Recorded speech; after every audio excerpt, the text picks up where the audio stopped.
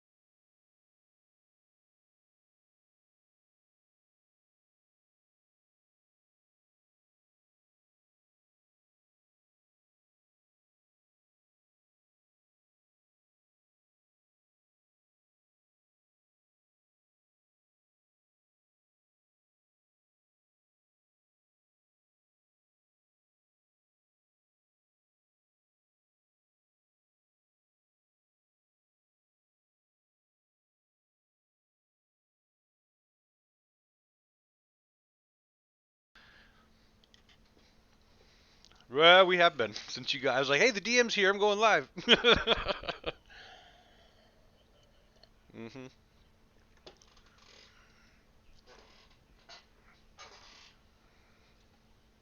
Yay! New floors.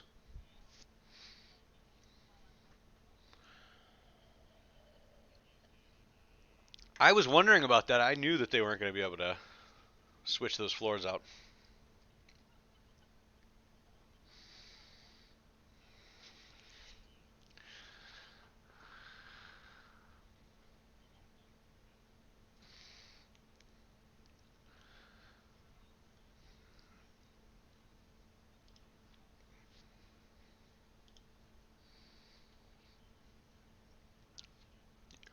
You have, yeah.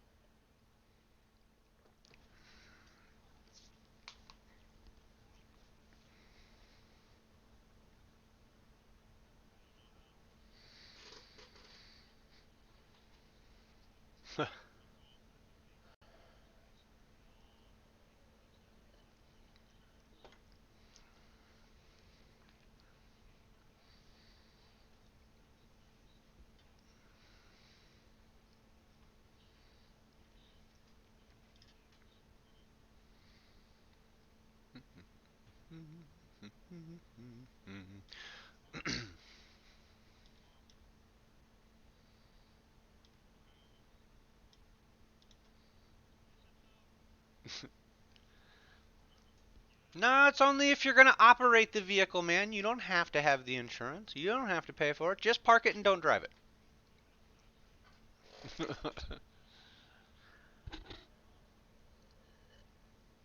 So yeah, I don't know if um, what's his name, our fearless leader. No, we know Chris is not really going to make it,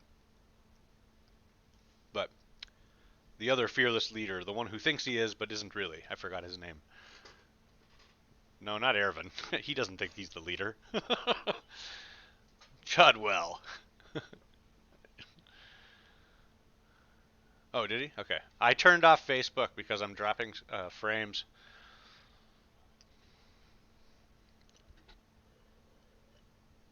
He wouldn't want to rush into anything.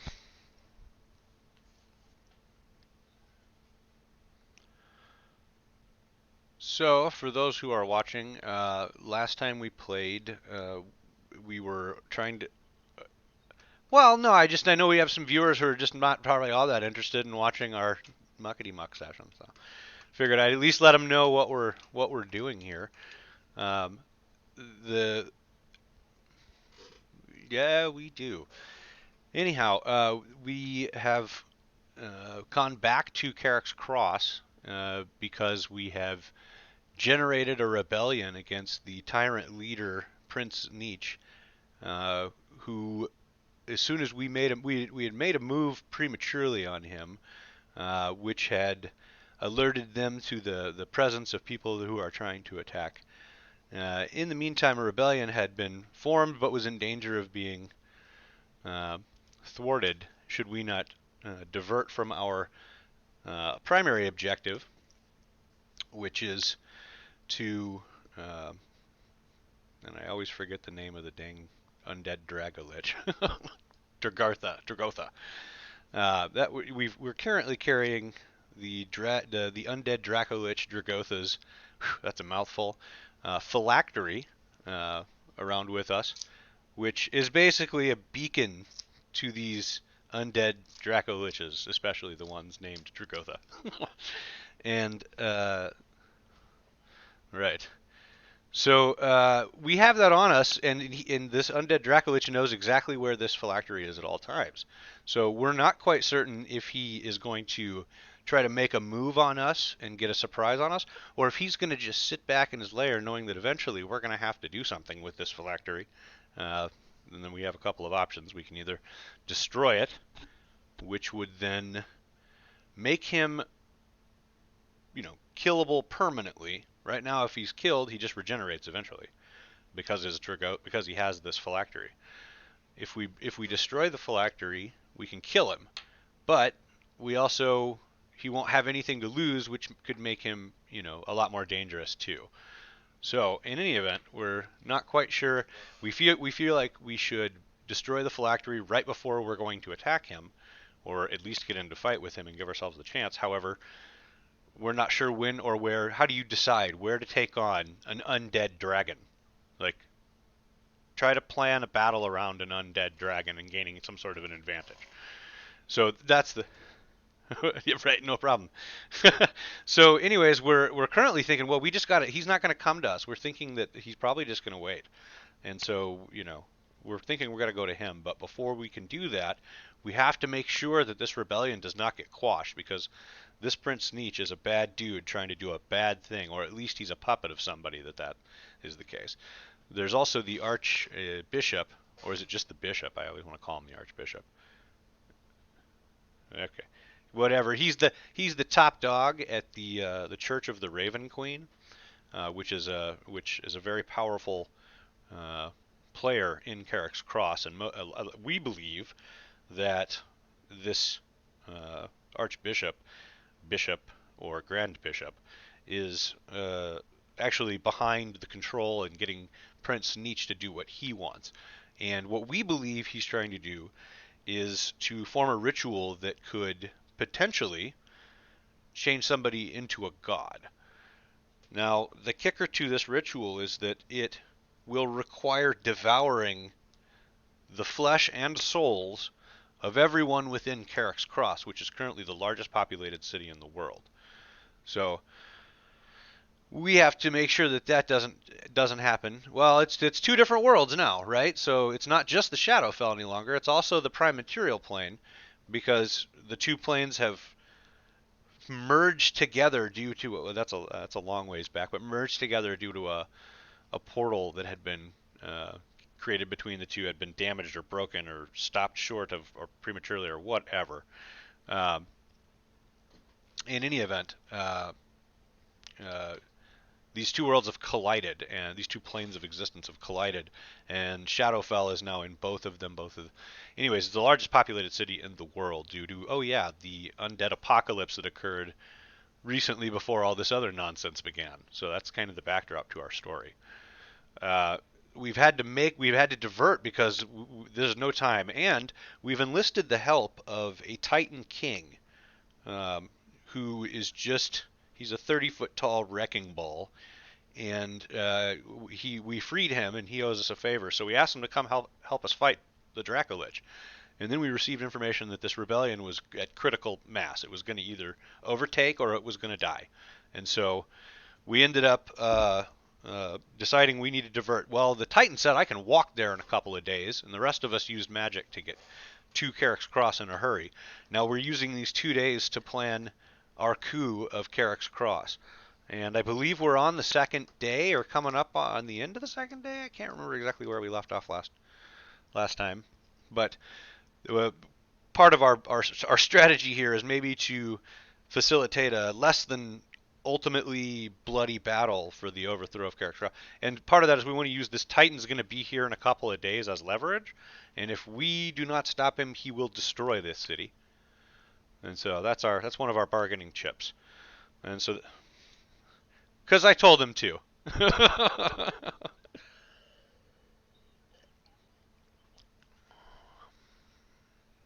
The night of the first day.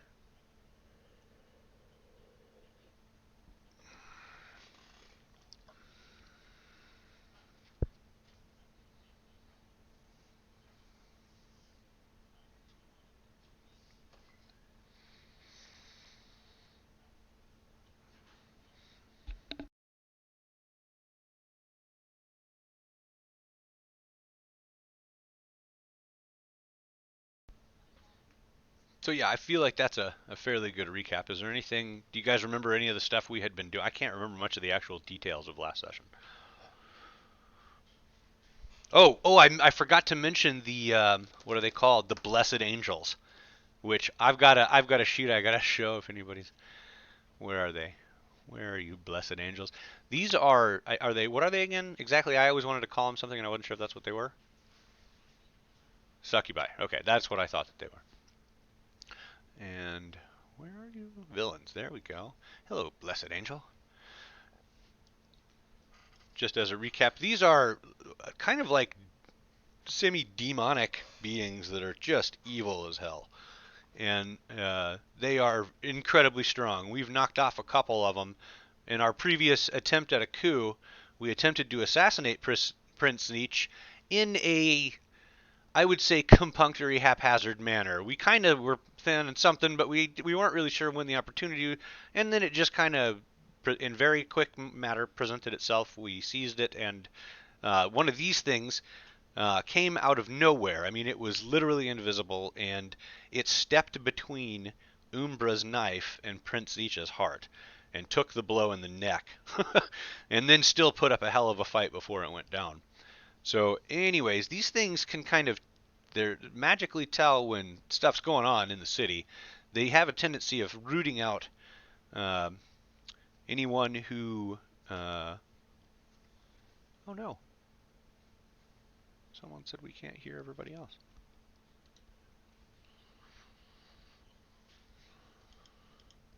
Oops, no wonder I had it. Ah, my mistake, everyone. I had unclicked the wrong button down here on the mixer. So yeah, my So you were mistake. just trying to hog the entire evening. That's cool. No, it's. I mean, I wish I had that much content to go through.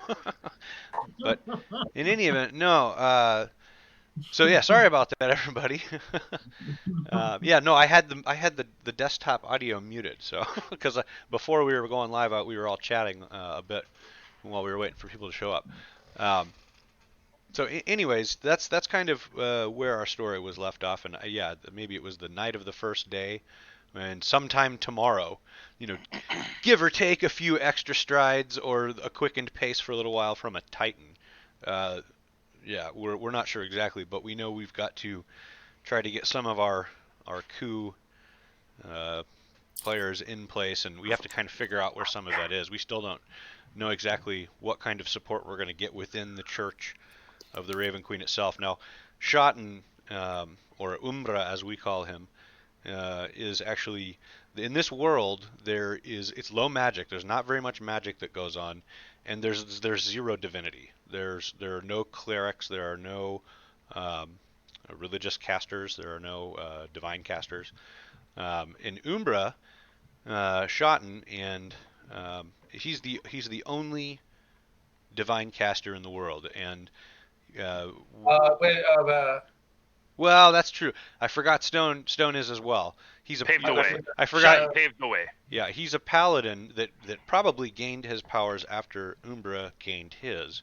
Yeah, no, that's exactly how it went. Like Stone showed up and while fighting with Shotton was imbued with divine power to help further the cause of the Raven Queen. And Stone, feeling the call of the Raven Queen, dedicated life and service to Shotten, the Arbinger of the Raven Queen. Indeed, I did. Mic on. I'm just gonna go with that. Yeah, I think that sounds good. That's the thing. But the a little thing about the discrepancy between the names. So Shotten was born of the Shadowfell in Carrack's Cross, but was a street urchin, was a bum, living on the street, and then found himself empowered with divine abilities to heal, to do other things, and knew that it was from the Raven Queen. Went to the High Church, the Temple of the Raven Queen, to say, you guys are the Temple of the Raven Queen. I am receiving power. I'm insurged with the Raven Queen, and what ended up happening was there was a great betrayal. The people at the temple, it was actually,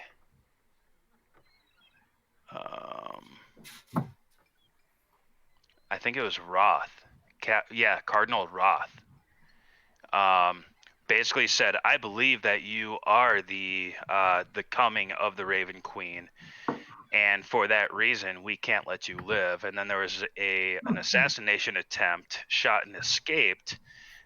Joined with this group of adventurers. Changed his name because he was in hiding. And since that time has grown in power, has gathered something of a following, has got a general in Stone, has raised someone from the dead, which is Alistero, and, well, not raised someone from the dead, but basically used divine powers to thwart an assassination attempt on him. And since that time, since the power has become increased and we are making a play on Carrack's Cross, so Shotten changed his name from Shotten to Umbra and has since come back to Shotten. Mic on. Now that he wants to reveal himself. Right. I just want to say that there's a comment that says "be better." Yeah, that was one of the first ones. Love that comment. That's all I saw. I didn't hear a thing that Mark said. I just was like, "Be better." That was from like a month ago. Yeah, that was when we were early in lockdown. Okay. Lockdown. I think I see much better. Yeah. I think that was on the chat. Mic off. The chat is much better. I think, yeah. Mic on. Maybe beep. Mic off. All right, so are we starting? Are we ready? Captain Chudwell. Yeah, hey. Captain Chudwell. Yeah. Good be seeing ya. Thank you.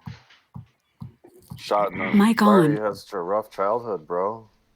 I kind of had it rough sometimes too when we'd have changeover in the staff at the family house. When the maid would forget to throw an extra log on the fire in the dead of winter for you. Sometimes. Yeah, you not be getting your chamber pot changed out on a regular basis. Not be good living. Sometimes I'd have to teach the new cook, how I wanted my steak done. Yeah, meat. If you're gonna get the meat, you want the meat to be good. Let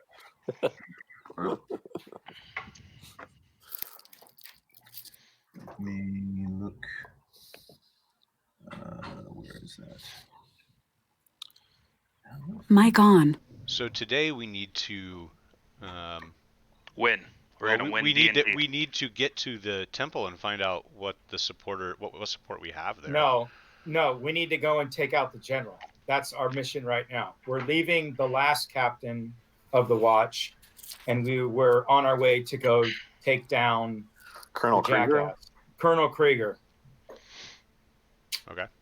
It was Captain Chudwell and I think Landorian, or because Stone was on his own little. We don't know where Stone went, so it was Landorian and Chudwell that were going to go. Yeah. But we're not taking him down, right? Yeah. That was the I plan. think we Just the kinda two need of us? to. Well, I can go with you, and I will. Well, fuck if up we're at if least we're getting 5 or in a 6 fight, people. we should all be going. Yeah, that might be best. You guys are powerful enough. Yeah. I was more than happy to go by myself, actually. Just throw me over there. Where's the rogue? I think the rogue would be useful on an assassination attempt of a colonel.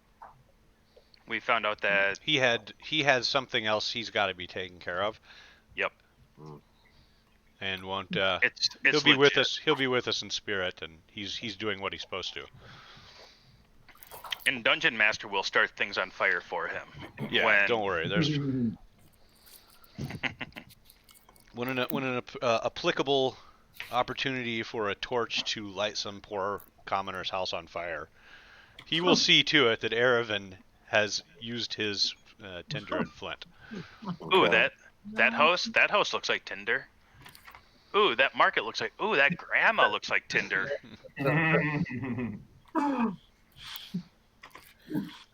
Yes, we talked to Captain Volrus of the North Watch, and we talked to Malaven Kilraven of the West Watch, and they're kind of on board as long as, well, Kilraven's on board as long as we remove Colonel Krieger from power. That's right. Okay. And then once Kilraven's on board, then Volrus will be on board. Right. So we have a chain of dominoes. We need to knock it down. Okay. Yeah. And I'm ready to knock some shit down. So what do we know about this Krieger? What is his defenses like? He's in command of 400 soldiers. He's the overall commander of the City Watch. How loyal is the City Watch to him specifically? I don't think, not very. I think our plan is to his underling, Lieutenant Colonel Harkle Driggets. I don't know if I'm getting the name right, but he's kind of a yes man pushover. So we're hoping to kind of have him be our yes man. I think is what we're aiming at. So we just need to isolate the captain. And yeah, the colonel and the lieutenant colonel. I think we can kill the colonel and then turn the lieutenant colonel to our side, and then hopefully everything will be peachy keen. Do we know where they are, what they're doing, who they're with, what their schedule is? Captain Chudwell does know a lot of that information. Sure. But is currently rolling the Rolodex around. The human playing him doesn't know anything about that. But, and that's why we're called critical fail. Yeah. That would there's be just a question. note. There's just a note on your character sheet from the DM that says you know a lot of this stuff. Yeah. Well, not even. I don't even have that.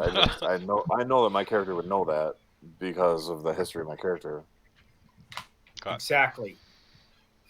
So let's go fuck this dude up, as the dwarf would say. Yeah, I'm ready. Dungeon Master. You got a spiky dwarf that's probably been itching to kill people for a while here. Hey, DM, have I returned yet? He hasn't been.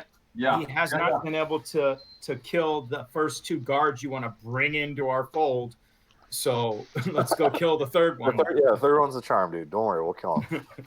Colonel Krieger is in our sights. Am I there before everybody bolts? Yeah. We haven't technically left yet. Okay. We can see that the DM is not focusing his attention on us currently. So all right, we were hashing out the plan because we were kind of. So I make sure that everybody knows that Lanier has told me that his 20 veterans are ready to fight whenever we are, but he pretty much feels that will all be in vain if the Blessed Angels are in play. And I told him that from what our hopes are is that the Titan will help us vanquish those. Indeed. Yeah. He is itching for a fight against these Blessed Angels. He finds fighting men to be boring. So what I was told is that they're ready to go and will be ready to assist us in our time of need. Is that where the paladins slipped off to this time? It was indeed. Thargrag hates paladins. He doesn't hate them. They just... You have to remember, paladins are... they are on a mission from their own god, and it doesn't always coincide with the mission of the party. Here we go again. Yeah.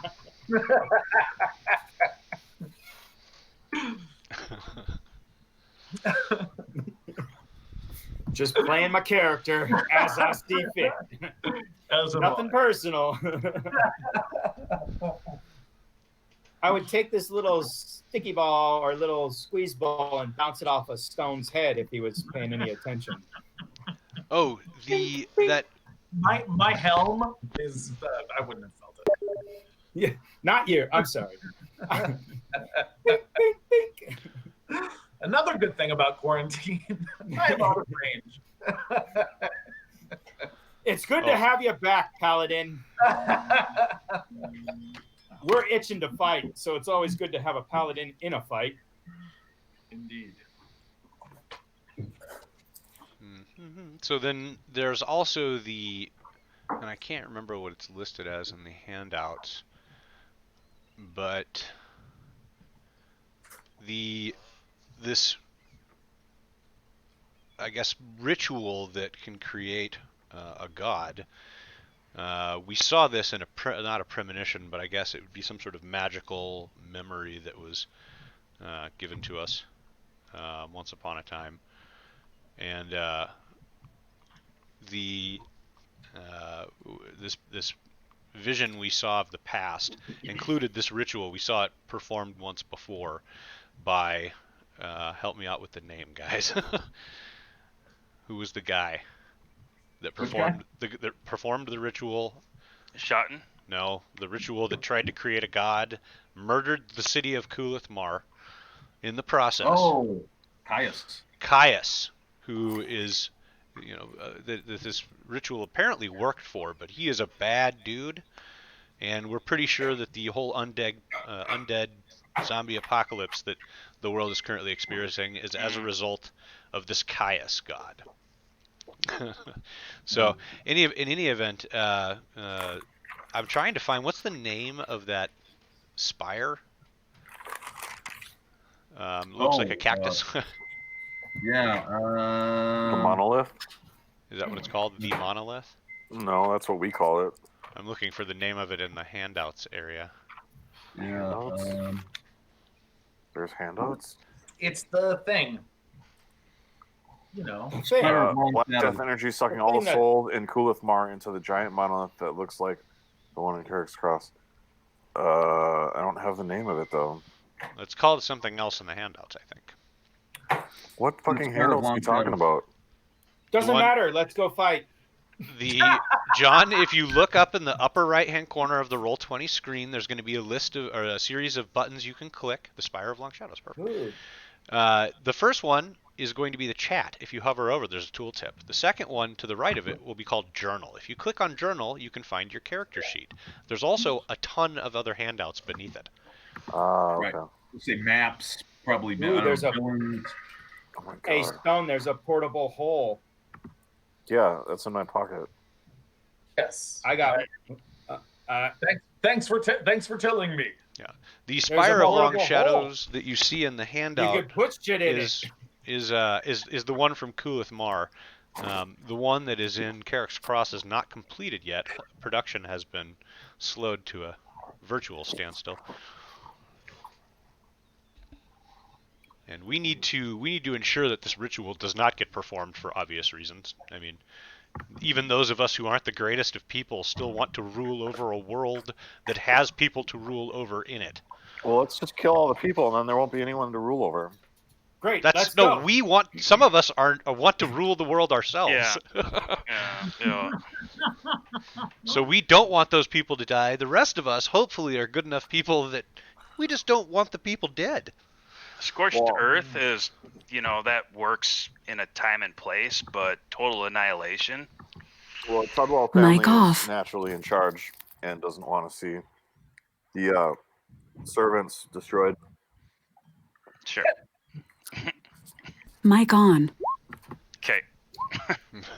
Carrack doesn't care that much. He just wants to go hit some shit.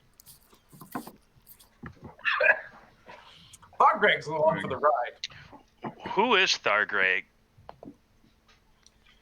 He used to be I'm a known dwarf. as dwarf that will be launched through air with spikes and hug you. Okay, so that was the catapult dwarf. Yeah, That's me.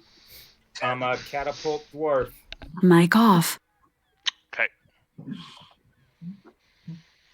That guy. Yeah, I'll still let him die. Now it makes sense why I'm playing Thargreg. Yeah, no, I mean, I'm completely okay with you dying. Yeah. He's not going to die. He's just going to kill. Mic on. So it's better than working in the mines. Let's go. Yeah. Okay. So let's. Yeah. Well, since we are sure where we know he will be in a location where he won't be heavily fortified by all 400 of his soldiers, yes, I agree. Let's make our way there now. All right. Sorry, I was trying to figure out who had the rod of Orcus, the one that was the. I have the key. rod. You have the rod. I have the rod of the 7 parts, for the fragment of the rod of 7 parts, if that's the one. I had one of them too. Yeah, that was taken from the tomb of Akosiel. But then there was also.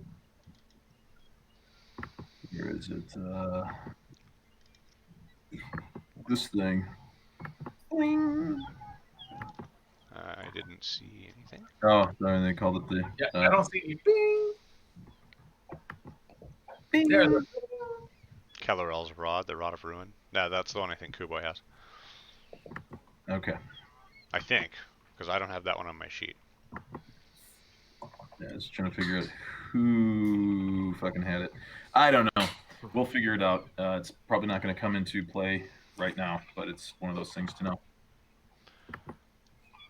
I thought that was the one that I had that got stolen off of me when Calorel assaulted us in the Shadowfell before making our way back to the Prime Material.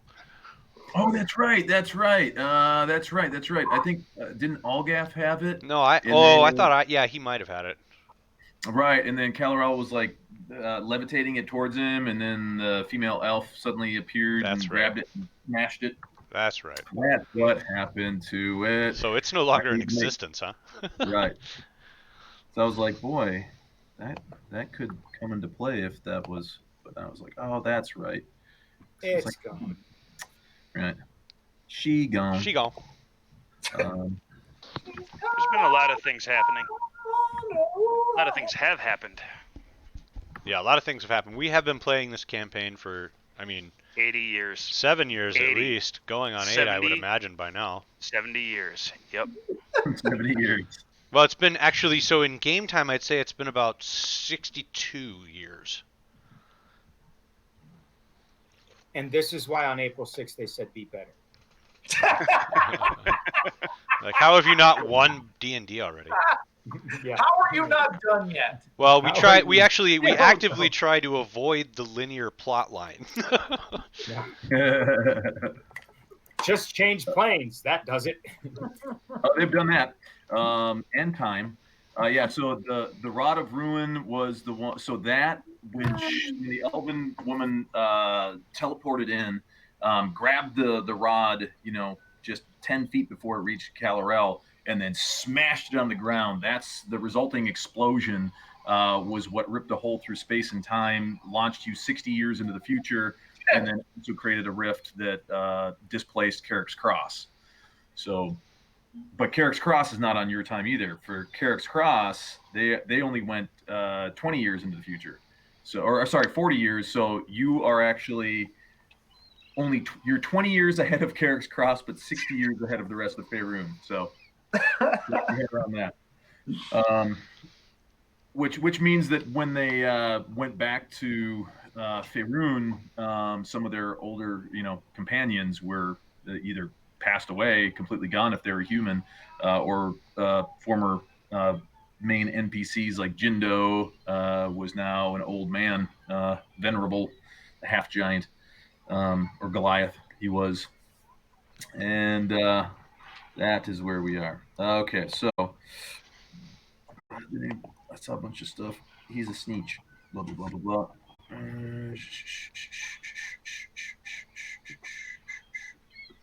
All right. And wait, is Alistero here? He's keeps trying to. He's watching the stream. He can't get his mic to work. And he's tried his computer mic. He's tried his headset mic. So he's tried rolling back different drivers. He's tried a lot of stuff. Gotcha. Okay, so last time we had a lot of political, a lot of dialogue happening as you were trying to marshal your forces, getting everybody ready, getting the pieces in place. Like I know you had mentioned, there's 400 guards in the city militia. The Church of the Raven Queen has 100 loyal Ebony Guardsmen, and then there's also various mercenary units, and not to mention the Blessed Angels, and and then like the different ranger outfits led by Captain Killraven and Captain Vloris. So I know Chudwell went and spoke with his parents, getting them out of the city, out of their manor, and with Stone's help, and then also approached Killraven and Vloris, and I believe it was Mic off. Killraven. Walrus is on board if Killraven's on board, and Killraven's on board if Colonel Krieger's on board. So we're gonna go help Colonel Krieger be on board by removing his head and then putting it on a board. Yeah. There we go. That works. Then we'll get. That's how it works. Wait, do I have inspiration? Because I want to give mine to Chudwell for that. I believe you do. You can totally do that. I give you an inspiration point, Chudwell, if you don't already. Because that made me laugh. Well, I'll just put it on the wall next to all the other Chudwell family inspiration points. Right now, hang it up. Master, I also spoke to Lanier, and he told me his 20 veterans are ready. As long as we can say that we will take care of the Blessed Angels with our Titan. Easy.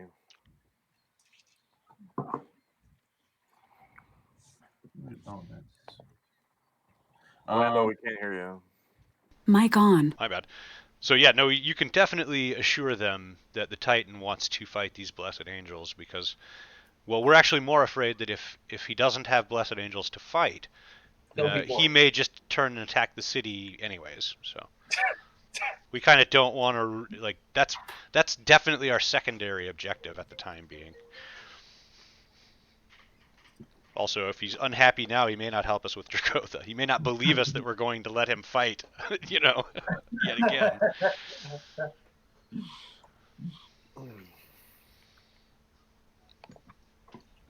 So, yeah, we were, Mr. Dungeon Master, we were currently discussing the schedule of this captain that we need to topple, Colonel Krieger. We were currently discussing his schedule, his whereabouts, how many men he has around him at different times during the day, and formulating our plan with which we can, minimize the amount of casualties that need to be taken. Yeah, Chudwell. I lost you guys. Chudwell should have some information about Krieger, does he not, Mr. Dungeon Master? About information about Krieger? Yeah, like where he is, what he does, who's around him. Yeah, like Mic off. His main headquarters is at the garrison barracks, which is right across the square. Hold on, let me show you. I'm not on that map right now. Give me 1 second. It's right across the street from my house, isn't it? Pretty much, yes. Yeah. Well, I think we should make my house the home base since my house is empty right now. Like, where's your house at? Childwell Manor is by number 30. It's right there. Okay. Yep. Oh wow. Wow, My you've got your God. own little name on it. Yep. That's awesome. Is it actually empty, or are your parents still there? It's my dad's house. No, you talked to my. But I didn't remember if they had left yet or not. Yeah, we fucking kidnapped them and stuffed them in a cabin somewhere. Pretty sure that they agreed to leave on their own. Okay. Landorian the politician. Landorian sweet talked them. I like it. Well, I mean, that we had discussed taking them against their will, but we ultimately decided we could just convince them to leave. Well, and that's what I'm wondering too with Colonel Krieger. I wonder if we could invite him to a fancy dinner at the Chudwell Manor, and then I don't know if we have time. We need to get him. We need to get him to flip right now. Tomorrow. Well, everybody needs to eat 3 times a day or whatever, or once a day at least. No, they don't. You can go a while without any food. Come on over to the Chudwell Manor. We got steaks, fucking medium rare, with salt and pepper, fucking all that shit. It's a great idea, especially if Chudwell knows. Yeah, but is this? I'm a I thought that captain. I live wasn't there across the something street from about the this goddamn guy river. liking Prince Nietzsche? Yeah, then He my is- family, dude, the Chudwell family is all about. Yeah, Prince Nietzsche. but we're talking Like, about helping. based- We need to talk him into overthrowing Prince Nietzsche, and if No, he's a we huge don't. supporter, yeah, No, that's what we got to do. Wrong. No. Well, Actually, We just- What we do is talk him into dinner at the My Chudwell God. Manor, where we will talk Yeah. about how great Prince Nietzsche is, and then when he sits My down for God. steak, then we just stab him in the fucking face with the goddamn steak knife. Yeah, no. We can have a square off I on see. whose god is bigger. I don't think we stab him. We just cut his head off with my axe. Sure, Well, I could just- I guess it could be I a could rush just to who gets do- there first, we could all wear tuxedos. which don't But on- exist. But on the same hand, Chudwell Manor is about 2 blocks away from the Temple of the Raven Queen. Mm. Yeah, True. it's very conveniently located. Yeah. Location. That is a good location. We could I need we to could find eat there. Sean could get a full meal, and then march on over to the Temple of the Raven Queen and I definitely. dethrone whichever cardinal or priest is there, and Whichever one happens to be on duty at the time. right, I would like to and then end form- up taking their religious. Mic military. off.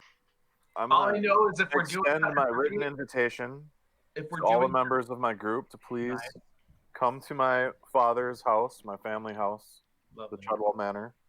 Please come eat some food. There's many bedrooms with warm blankets, and we can use my family house as a base of operations. Is the invitation sent by an underfed young page? No, the invitation is sent by the Fabler. Nice. Mic on. Okay, cool. That's hard. I will say if we are going in formal garb, I need something that will be extra large to fit over my armor. I don't wear anything formal. I just wear my spiky armor. Yep. Yeah, I That's mean, just- we're not really Yeah, having just- a formal dinner. We're mostly Just shine it up. We're mostly just raiding the fridge and then killing whoever comes over. Oh, sweet. Then I'm all for it. Yeah, Yeah. just Yeah, shine okay. shine your armor up. You're fine. Let's just see if he'll actually accept the invitation. Can we see? Yeah, it? and we for those of you who definitely are don't wondering- want to just kill anybody that comes over. Stone, Yeah. what does full plate mail of the Raven Queen look like? Oh, it's gorgeous. It's Like kind what of color? Is it Shiny silver, ebony. bronze, ebony. ebony? Mic off. Yeah. Like black acid etched. Yeah. Oh, Yeah, it's gorgeous. And just letting everyone know that I am a paladin of the Raven Queen. So when I talk about being excited for someone to die, it's not out of bloodlust. It is gifting them death. Because that's what the Raven Queen's about. So I'm just helping them toward the inevitable. collecting Right. souls to move on to their final destination. That's right. Like, yeah, they're the lucky ones. They get to get closer to the queen. Yep. So you have to. Yep. Your They're lot not- to just trooper They're forward. not. They're not tethered to damnation. Umbra, Right. this is what I was thinking about this crazy Dracolich. Hello, what a prize for the Raven Queen. Something that has cheated death for so long In such a strong way. could only make us blessed in her eyes. And increasedly so. So Yes. Strong, why don't I just tell the Fabler like to write down to like make an invitation for and the Fabler can bring the invitation to Colonel Krieger, and then the Fabler can just come back and tell us how it went. We don't even have to go over there. Mic on. Yeah, no, just extend the invitation. Yeah, tell the Fabler. So Fabler, we have an important mission for you. Ah, yeah. Here, Very I got Fabler. 10 shiny gold Mic pieces for off. you. If you can complete this in a satisfactory manner. Oh, satisfactory shall be above Charging and beyond battery. expectations, sir. All right. Well, so we're trying to get Mic on. Colonel Krieger, who's a very important military man in this city, and he's commander of the City Watch, foreign Yes, soldiers. I know Krieger. Yeah, and he should be he should know me as well, and tell him that my family is extending a invitation to him to come to dinner tonight as our guest of honor. It's just gonna be myself, my family, and Colonel Krieger. Nobody else will be at the dinner, and roll a what is it? A history check? Okay. Something. Forget what knowledge, history, something. Yeah, I guess history works. There's no knowledge anymore. Yeah, I know. I'm like, I'm going back to like 4th edition or 3.5. There's no knowledge and then sub. History. Let's do history. I already rolled it. I love Oh, you rolled it. You rolled the history. Okay. Done. Done. Sweet. Awesome. Oh, nice. Yeah, you remember that Krieger is besides his very bootlicking tendencies, he is a man never known to travel at least without his own personal what do they call it? entourage. Yeah, it's like an entourage, but a military like his Personal guard. Yeah, like a personal Retinue. Marcus had it. And then also talking with the Fabler says, Oh, yes, well, he's been invited to Zeech's palace on more than one occasion, and the man is a glutton for any type of swine. Loves the roast suckling, fried in batter. Can't get enough of that one. Well, I think he'll enjoy the Treadwell family pig roast then. I will make sure to notify him of the evening's dinner menu. Be sure to let him know that there's some business of import that he should really hear about directly from the Chudwells. Captain Chudwell here, Beaumont Barrington Chudwell has just come back to town with some important news, and I wanted to Mic off. know all about it. And, Carrack's cross. yeah, if you want, if he brings his little guard of loyal guards, then that's good, and we won't have to go find them Mic kill them on. later. How many loyal guards would you say he travels with? I never counted, but it was more than a handful. Yeah, well, we're more than a handful, I think. I'm more than a handful. Right. yeah. How many guards equal a handful? It's about a handful. I guess it depends on how many hands or whose What hand. size or what size of hands? Really, it's not gonna- Hands, Honestly, it hands. doesn't. Mic Honestly, off. it doesn't even matter because they're gonna come with what he comes with. So let him come. Mic on. Just wondering right, how many so- we could prepare for. Y'all wonder- have, Should we invite the lieutenant colonel as well? The other No. one we're gonna kill. We were gonna, unless we just want to leave him alive. as a message, maybe so that he can remember. Well, if we kill Colonel Krieger and his guards, then we can probably go seek out the lieutenant colonel and just tell him, look, and just bring him the head and be like, okay, we're in charge now. That should suffice. It may be hard to keep him alive in the melee.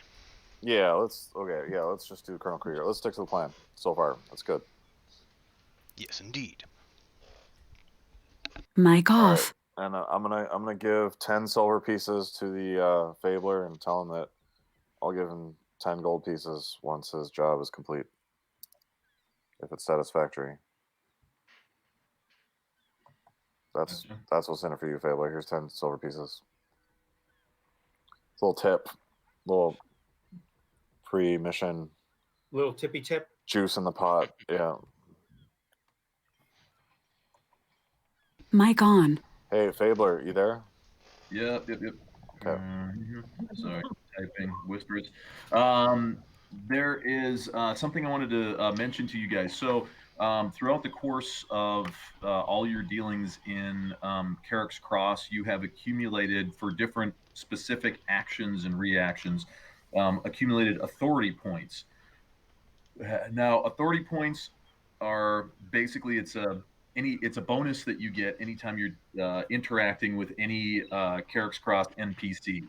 So if you're doing a non-combat interaction, a dialogue, whether it's persuasion, deception, intimidation, with any NPC from Carrack's Cross, you can roll a DC 15 check, adding your the bonus you get from your authority points. And if you succeed on that check, you then get advantage on whatever the next check is, whether it's intimidation or persuasion, however it is. And not only that, but then much like the fate points that everybody earned as well, these can be spent. You'll keep the bonus, but the authority points can be spent to get an automatic, like a natural 20 critical success on any particular dialogue. Again, whether it's intimidation, whether it's persuasion, if you want somebody to go someplace, or you demand something, you can actually spend one of these points to get an automatic critical success on it. Now, Magoo isn't here, but he had earned 3, so, well, good for you, Magoo. Oh, I get one of them. Yeah, he had got it. Like, everybody who was part of the Liberators of Winterhaven got one, it's basically going to be everybody except for Chudwell and Carrack, Thagreg. Except for me. Except for you. You'll get one anyway, though, for being part of the group and being associated with the group. Yeah, Aravan only earned 1, and a lot of these you earn in different like dialogue stuff, and a lot of the stuff was happening at Zeech's his whole gala, his get together with all the very notable personalities there.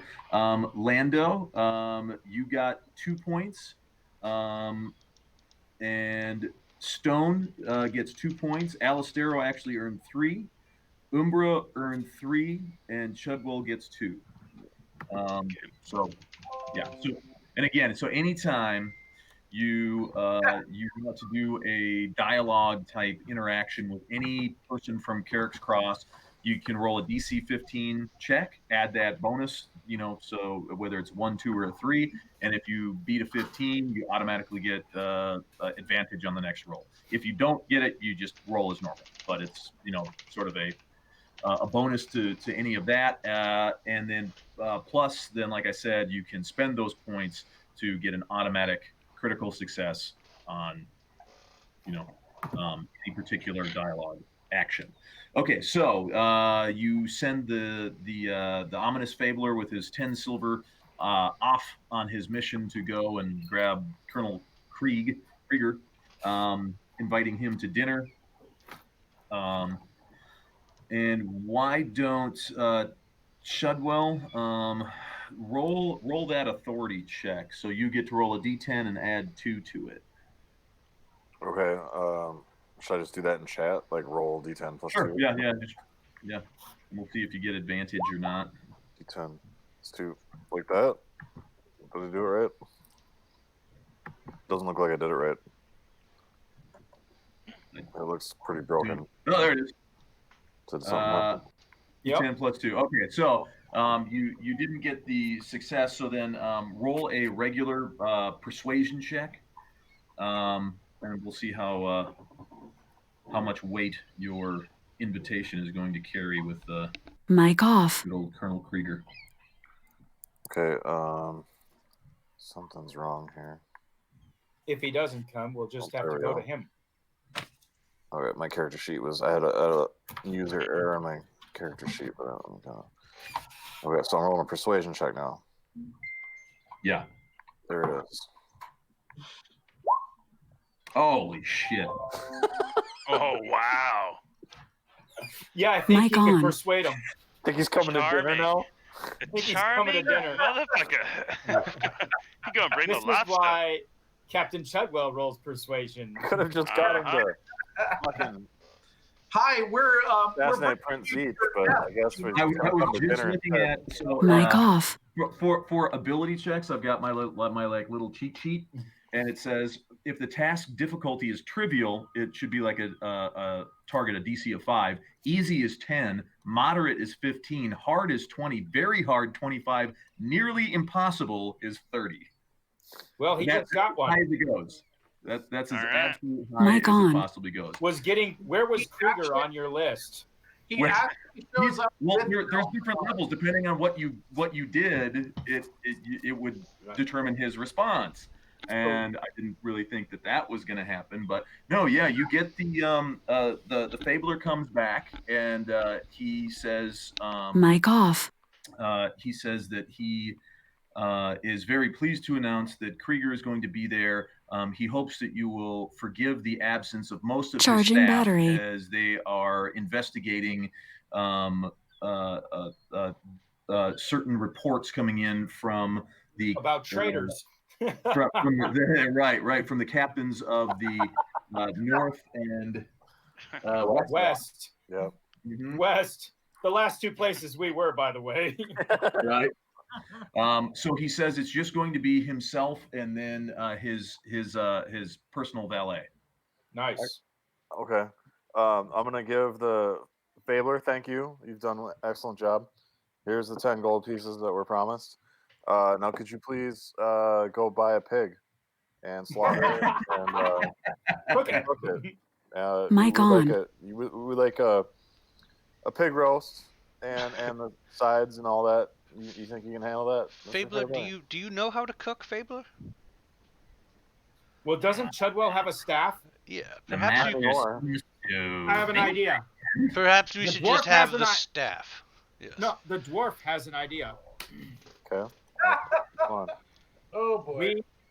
We just went, me and that other sneaky bastard, Alistar, just went to a group, and they had a full food there. We could just get the food from there. Hire the guys that are joining us. Mic off. Who were they? Dungeon Master. Are you talking about the Rangers at the Watch or? No, they were in a bar, and I intimidated that little fuck. Oh yeah, that was at Hoff Solutions. Yeah. Yeah, those guys. They have a full kitchen and a full staff. I think we should go over there and get some of their men. Okay. Like a catering situation? Yes. Okay. The Hoff Solutions is known. Well, he's a mercenary supplier, and so like it certainly wouldn't be like grand cuisine. You're looking at more like like soldier fare. I'm just looking at food so that when the dude shows up, he sees a pig and food, and we only have about 3 hours to make it, and you can't roast a pig in 3 hours. That's now true. you do also have some contacts at the Deluxury, which is the fanciest hotel in town, and have stayed there. And Mic on. might be an avenue to approach if you're looking for a spread in a hurry. I'm sure it probably wouldn't be cheap, but there's nothing at the Deluxury is cheap. But they could probably, well, at least it'd be if anybody knows, like their concierge would be able to tell we would you. have to send somebody other than me. Well, I think we'd send the Fabler to arrange that. That would be me. I'd handle that one myself. Yeah. Lando, so I think or Stone. Yeah, I think I think we just cater it rather than trying to get the creepy dude to try to cook something. No, that's fine. Yeah, he seems to think that's a much better idea. Stone is a very charismatic fellow, and he's also from Carrack's Cross, so that would be a good option. I think I've made a few relationships over there that will help tip us in the right direction. I will say that Lando has the charisma that will equate well in this situation. My charisma is more forceful. Do you be speaking about your ability of negotiations? Well, yeah. I mean, I just happen to be the aristocratic nobleman whose house is going to be hosting the catering. You wouldn't go yourself as the aristocratic noble. Oh, I'd send my servant to go do it. You be sending your bright-eye servant. Okay. Yeah, you'd send the pretty boy. Send Lando. Lando, yeah. would you like to... there's no way that anyone will ever know me as your servant. And I already have a reputation at the Deluxury that precedes me knowing you. So that won't be necessary, although if you'd like to accompany me, you may feel free to. Well, I mean... We left Carrack's Cross, but we might not be 100% certain of our reputation there. Well, Colonel Krieger is coming to dinner, and it's probably pretty important that we have dinner on the table when he gets here. Yeah, I'm just saying. I mean, it's pretty simple. I think that the dwarf is simple-minded and accurate. That about sums it up. Most dwarves are. Buy the food. Let's buy the food. Let's not cook the food. Yeah. So, all right, I'm going to leave with Landorian. Thargag, you don't want to come with on this one? I think Landorian and Everan, right? Caravan. Rhymes with caravan. Is that another elf? Yeah. Pretty fuckers. Send the pretty boys. Okay.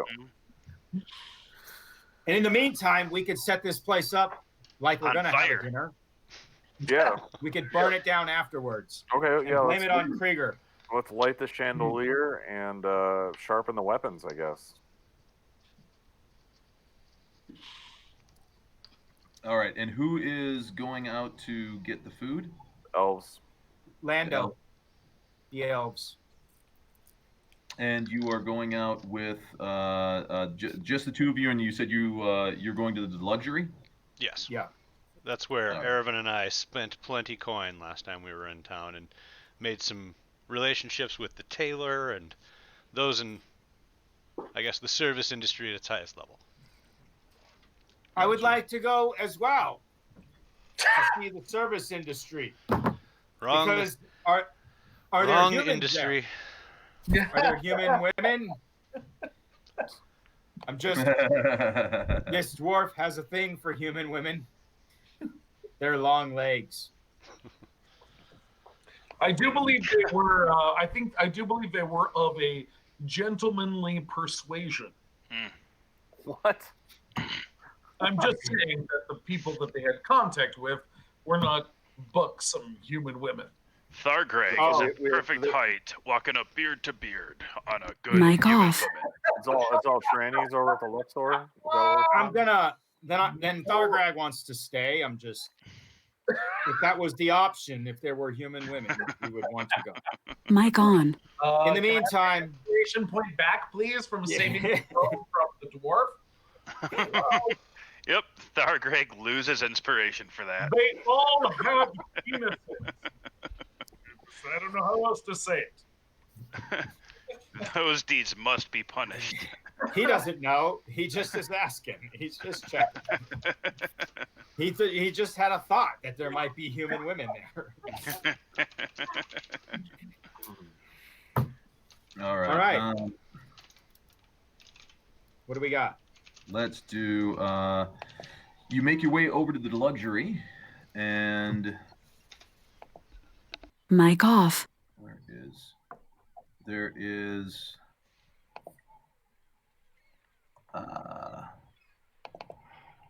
One second here. The luxury. Sorry, I'm juggling like 17 things at once here. I get that. As I do. I get that. And let's go here. All right. Hold on. Everybody make sure you check out Alistero's comment on Facebook. Mic on. Hey, you should tell him to post that stuff in the... Oh, actually, he's probably watching. Post that in the Twitch chat. Yeah. Post that in the Twitch chat, man. I have Facebook closed, so I'm not even looking at it. Not a bot's here.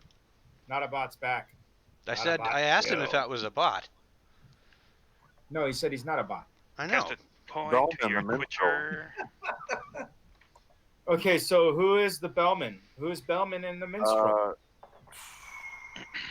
Bellman is the guy's name. He's our party's minstrel adept. Oh, Bellman Aelfdorf, yeah. Yeah. You guys hired him to sort of make a grand entrance. Him and his group of other minstrels that are known as Scarecrow Boat, and they played in your entrance into Zeech's banquet.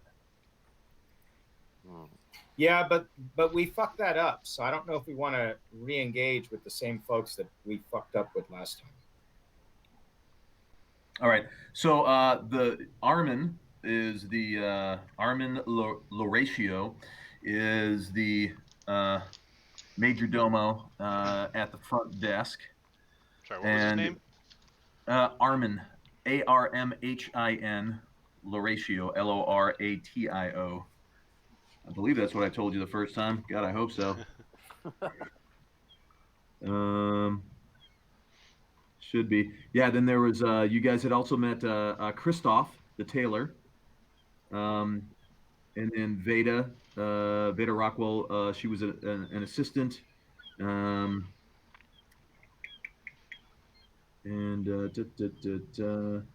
Damaris and Daphne. Were these all henchmen that Alistero picked up because Alistero had a complex because he started out as a henchman to the party? Oh, DM Mike! Oh, DM Mike! He gave us the laugh of doom. Oh, laugh of destruction. Not sure why that happens. Oh, it's still there. Oh.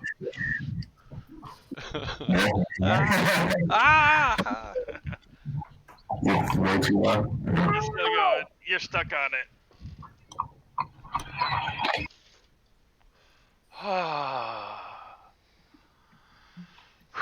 Mark, I'm pretty sure if you ran your fucking microphone over with your car and then put it in some water and then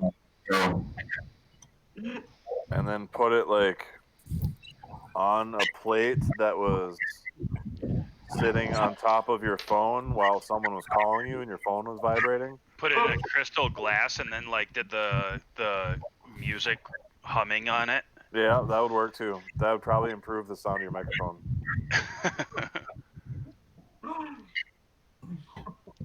Mark, say something. I think you're still hot mic'd. Oh, something. Yeah, you're hot mic'd. You're hot mic'd. It's ultra sensitive right now. I mean, if you can turn see down the your blue, speakers. It's picking up everything. Yeah, no, it's picking up seagulls flying over your building right now. Yeah, it is.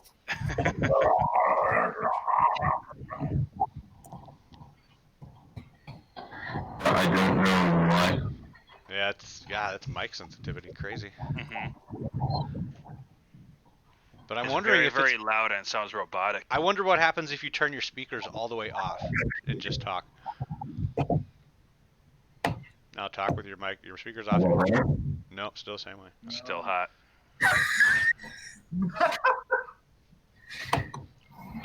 I couldn't hear anything, but I judged by your reaction that was not better. What? Oh my god, dude. This is terrible. Mark, just fucking... Just reboot. Yeah, do something, man. Holy fuck. Do something. Anything. Okay. Oh, look at you! Sound nice again. You fixed it. Whatever you did, you fixed it. You are not the. You're not the master of I'm not darkness. in a Norwegian death metal band anymore. No. Damn it. Light bulb shattered. Okay. So you find you have Armin Laratio is at the front desk, as that is sort of his fixture. He's always dressed to the nines, full suit, silk tie. He has a swashbuckler's cap, but a little bit less brim to it, but complete with ostrich feathers adorning it. And he sees you come in, and he's like, "Oh, why, Master Elves, it's such a great pleasure to have you brighten our doors again." And it is good to see you again as well, and to be graced by the presence of this fine establishment. You do me too much honor, kind sir. Oh, So, no Master honor. Lendarian, Master Erevan, what can the luxury do for you this fine day? We require a meal prepared for a captain of the city guard and the Chudwell family. So is this going to be during the dinner hour, or are we looking for something a little bit sooner than this? I don't remember what time was it that you guys had actually set it up for him to arrive? Dinner. Dinner. Okay. Yeah, like dinner. Yeah, dinner. Okay. The dinner hour would suffice. We need to have it picked up. I'd say perhaps an hour ahead of time. Delivered. To ensure. Well, yes, perhaps delivered would be better. For takeaway. You're not there though, Thargrag. Shut up. I'm just saying, keep it simple. I'm gonna mute you. Charging battery. Delivery! I think he's meta ordering. What with you? I took you off. No. He. I just want to see Landorian carrying food across the fucking. Charging battery. He asks what you would like. Any particular items on the menu that you would require? I believe that are currently stocked. So, I shall leave that to your better judgment as to what the nobles of this fair city perhaps favor this time of year. Pork, dude. Pork. We told him pork. Okay, roll an intelligence check there, Lando. We're all screaming from a distance. Pork! Landorian, you see, he tunes those messages out, for he dislikes pork with a vengeance. Gentlemen, this is where ones usually come into our equation as the crit fail. Does Here Lando comes the remember to critical fail. bring the pork? Here comes Yeah. the pork. Oh! That's good enough. There you go. He gets the pork. I'm sorry. Did you guys all think I was going to change it to pork? I'm going to leave it to this guy's best discretion to make what he thinks the nobles in this fair city favor this time of year. He definitely remembers that you said something about pork. You do remember them specifically saying that Colonel Krieger had a certain fondness for the swine. Okay, that's good enough then. Yeah. He's gonna have a fucking fondness for my axe. So Armin says that he will have the cook make sure to add a side portion. He says, for how many people are you looking to entertain this evening? Let's call it 15 for good measure.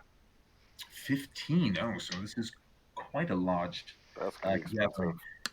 Now, do you have the libations procured for this? Because if you do, that is fine. However, we do have the extensive catalog of fine wines and liqueurs here at the luxury at your disposal. I don't know. You'll need to say that again. Did you say extensive or expensive? We never talk about the price here at the luxury, sir. You know this. Very well. If you have to ask. Very well. You can't afford it. Yes, provide a moderate selection. 1 or 2 bottles should do it, and a few of each, to ensure that there's a proper before dinner and after dinner libation. I would suggest, on the modest side, say for a party of 15, you would probably be looking for at least a half a dozen bottles of a before dinner aperitif, maybe another 6 to 8 bottles of a good solid bodied red, or perhaps a very nice honeyed mead would go very good with the pork.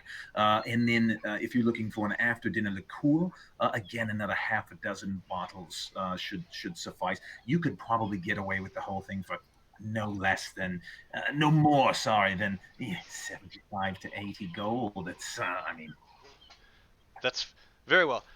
If you have any Everescan amber, throw in a bottle of that as well. Oh, of course. Yes. See, my lord has a very accustomed, refined palate. Very well. We shall include that. I will have the chef get on it immediately. And you said you would like it delivered. I shall have my porter. I believe you're familiar with Mr. Fenbalco. He can deliver the full meal to you at the dinner hour. Where are we having this delivered to? Chudwell Manor. The Chudwells. It's been far too long since Master Chudwell has graced our presence, but give him our finest regards and thank him for his patronage. I did not know that you knew the Chudwells. Recently acquainted ourselves. Very well. Well, seeing how your stars are on the rise, this does not surprise me. You should be rubbing elbows with all the finest of Carrack's Cross. So if there's nothing else, I shall get on with the rest of my duties. Master Landorian, Master Erevan? Oh, you're muted, I think. Or Mic on. Thank you. Yeah. Yes, Master Armin Laratio, correct? It's Laratio. Armin Laratio, yes, sir. Armin, Mr. Laratio, it's very nice to see you again. Look forward to seeing you soon. And with that, I'll tip my fancy hat that I've donned. Oh, I'm sorry. There was one more thing. Christoph. You remember Christoph, the tailor here? How could I forget? Absolutely just thrilled the last time you were here. He said that he has an entire wardrobe made up. Oh, yes, that's right. The winter catalog, and he was dying to show both yourself and Master Erevan. So, at your earliest convenience, I'll just let him know that you'll be back. Yeah, yes, you can let him know that we shall return, although I'm not quite sure exactly how soon. Oh, well. Because everyone might be dying. And you're not there either, Stone. I'm going to mute you. There, you're muted. This is why we don't get to go to the fancy place. This is why we can't have nice things.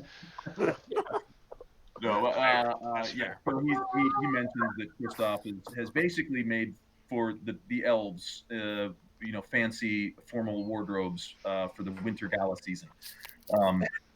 Winter fancy clothes. Yes. Yeah. He was very much enamored with the elves last time, and the elves absolutely played into it. Mic off. Were there blouses too? Charging battery. There were blouses. There were coats. There were knickers. There were fashionably called blouses. Pantaloons. Go figure. Oh, the pantaloons. Stone and I are just going to be over here shining our armor. And you're actually sharpening yours. And this is actually the first time the dwarf and I have anything in common.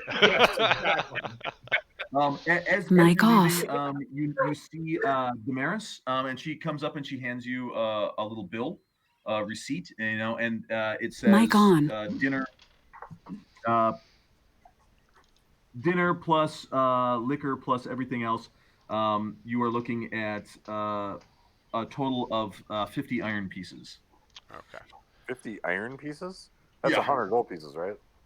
Well, gold is devalued. There's no. Yeah. Brass has a different kind of currency too. It's all in this whole world now. It's steel. It's any usable metal is what's actually got value. What's that? Well, I mean, I don't know. Everywhere in this area, wherever the undead plague has spread, there's no value in. I mean, very little value in copper, gold, and silver. Yeah, copper is actually worth more than copper is the same as iron. So a copper piece and an iron piece are equivalent in value, more or less, depending on where it is. Steel is worth the most. So basically, a steel piece is like a platinum piece. Iron piece is like a gold piece. Electrum is relatively the same. Silver is about the same. It's about 1/10. Platinum is also 1/10, and gold is actually 1/100. So gold is now like, just because it's so soft. It's so soft. Right, and since now we're based on an economy that is all about just defeating the undead and staying alive, a lot of the luxury type, metals have gone by the wayside in favor of the more practical iron, steel, copper, which you can make bronze out of. So, yeah. So we've got that done. Did anybody else have any other things that they wanted to do before the dinner hour? Well, Shadwell, I'm changing into formal wear. Mm-hmm. I like parties. I like being fancy.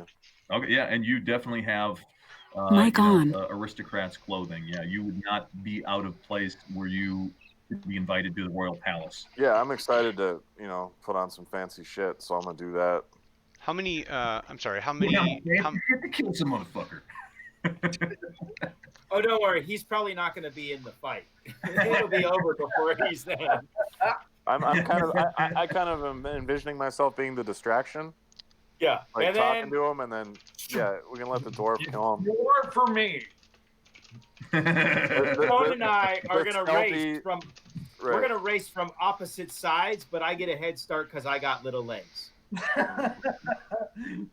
Okay, so Dungeon Master, in the mind of Shotten, where does all of this place in the context of priority versus going to the Temple of the Raven Queen and attempting to recruit what is there of the Ebony Guard? I would probably say, again, priority is all going to be relative. For Shotten, I would think that,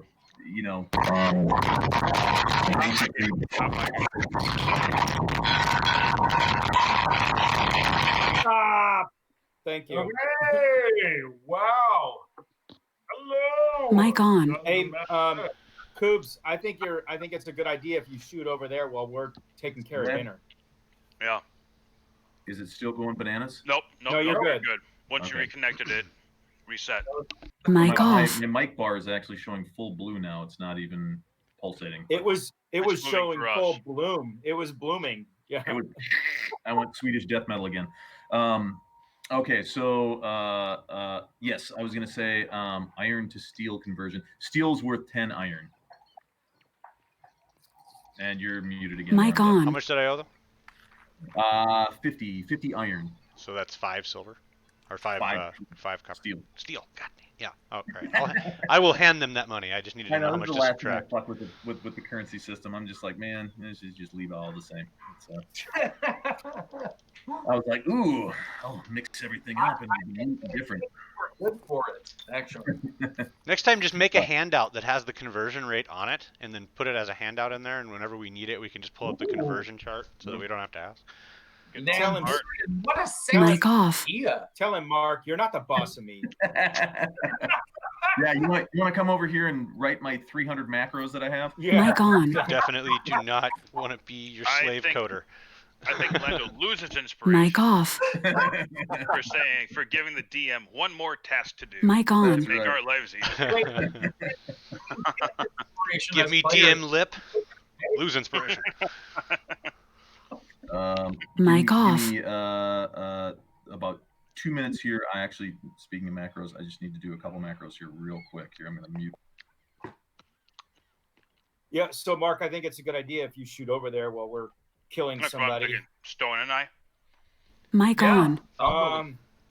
Yeah, because I think between me this shit ain't gonna come easy. Like, it's probably gonna be combat. Yeah. Oh, you're gonna be in combat? Then we should go together. If there's combat, we should go together. Well, I'm looking at going to the Temple of the Raven Queen and basically taking out the top person. Yeah. And So we're taking out the top, and we're taking out the general at the same time. It's basically a pre-coup. I don't know if that's such a great idea. I think you do one quickly and then all reallocate to the next target. If I had $1 million steel, you know what I'd do? I think either way would be fine. 2 coups at the same time. I think we do. I believe that the more we separate, the more we increase our chance at failure. Yeah, but our name is Critical Failure, and I think that's the name of our stream, not the name of our D&D party. but we should set ourselves up for a critical failure. Yeah, and that would be a critical failure. This would be a setup for it. Landorian stabs Shotton and claims the right to be the avatar of the Raven Queen as his own. You're bright-eyed. Even though he's a bright eyes. You're from the exact opposite polar realm. Which is why it makes so much sense. I'll create the yin to her yang. I resist your death. Damn it! That's kind of what it feels like to cast spells at people now. you're like I unleash hell, and they're like I resist it, and you're like damn. There's not even like anything cool that happens if they make it. Is our Shatton and Stone going to go over there while? Landorian is vehemently going to say, I really believe that this is a bad idea. Landorian also didn't get the fucking pork when we told him we were having pork. Yeah, I did. No, you left it up to the guy's fucking. I don't. No, and then he said you remember that the guy himself likes pork. I thought you guys just wanted pork because you thought it was funny. No. When he said to me, when the DM told me that yes, in fact, this gentleman prefers pork, I said that's good enough. That's good enough for me. So yeah, they're preparing that. Chud goes. Okay. I'm preparing for the feast. Marcus. Oi. Mic off. I would say if you have the spell, I know I have the spell Commune. Yeah. We can contact our deity and ask for 3 questions. Answer yes or no. Yep. It's not good for D&D, but it's good for everything else. About specific people and be like, we can prove to you that the Raven Queen will give us the correct answers. Like, would it be better to take the Temple of the Raven Queen over going to the feast? No, that's not what I'm saying. That's a yes or no. I'm saying once Mic we're on. inside, we can go to like the 3 or 4 higher ups and be like, I can answer a question truthfully about you from the Raven Queen. Dude, that would be like going into Congress or Senate or anything like that and being like, hey guys, I have an idea. We can bring honesty and truth to this table and everybody will get what they want. Like, it'll be in service of the people. How does that sound? How does that sound? Or Shotton, you can be a prick and naysay my idea that I had. That's okay. What do you want to do, Shotton? Kill them all. Okay. So, if I may add just a little bit to your kill them all statement. Well, not the Ebony Guard, but just the people who are in power. Correct. We do need to kill them all. Shotten has been betrayed by the high priests. The high priests of the Temple of the Raven Queen are trying to keep the Raven Queen's power subdued because if the Raven Queen is not present, they hold all the power. All I'll do while I'm there, I'll back you up. I'll cast Guardian of Faith and have a Raven land on my fucking shoulder, and then you can do all the other shit. Shun honestly has no idea if it's probably not the same people who are in power who ousted him. So I would just suggest that we handle the city guard first, so that we have the 400 men at our back. Even if we succeed in overthrowing and assassinating the people at the Church of the Raven Queen, the Ebony Guard will most likely not turn to our side. And so, since they are the most deadly force in Carrack's Cross, we need the manpower. The Ebony Guard are the Ebony Guard are like the SS. They are fanatical about the Raven Queen. No, not right now. They're not. Right now, they're fanatical about what the Archbishop tells them to do.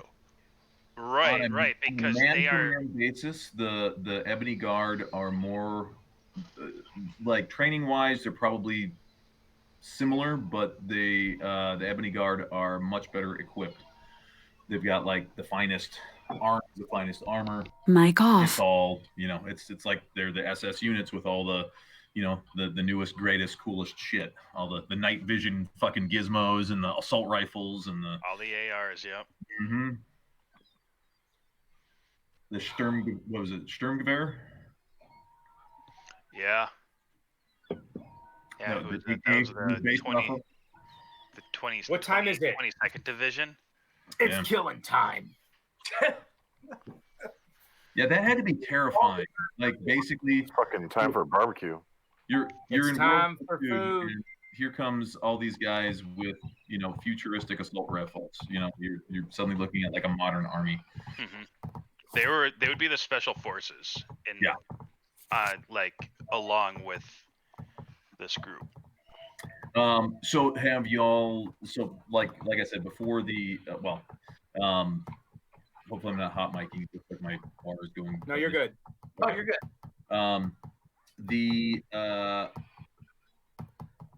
What's shit? Yes. Shotten had asked priority wise, and I was saying priorities are obviously going to be matter of perspective. But yeah, Shotten would say yes. The rulership of the city is, sort of inconsequential. You have to dismantle this false, icon to the Raven Queen before, anything else, because it's blasphemous for one, and it is. Besides it's hard for Shotten to see past the blasphemy. Actually, I would say that you would just see that as the overriding goal. But on a tactical level, that it is a pretty sizable force. Now you don't know exactly, exactly how many and what the disposition of the troops are, the Ebony Guard, but that would be something that you might be able to look into as well. Okay.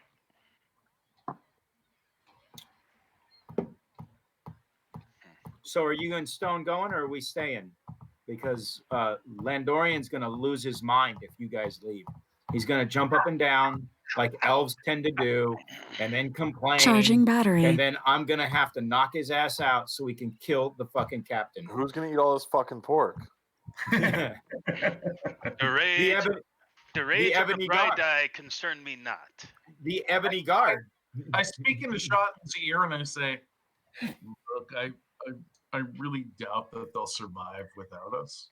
So perhaps we should attend to this first and then see what we can do there.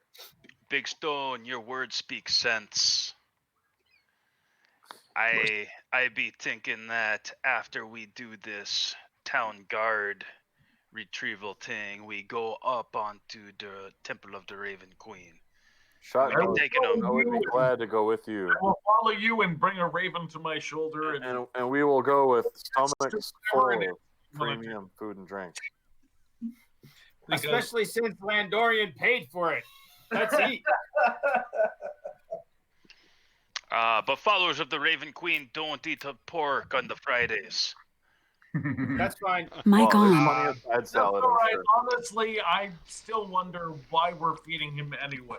So who said anything about feeding him? We got a lot of people to feed. Yeah, we do. There's 8 of us.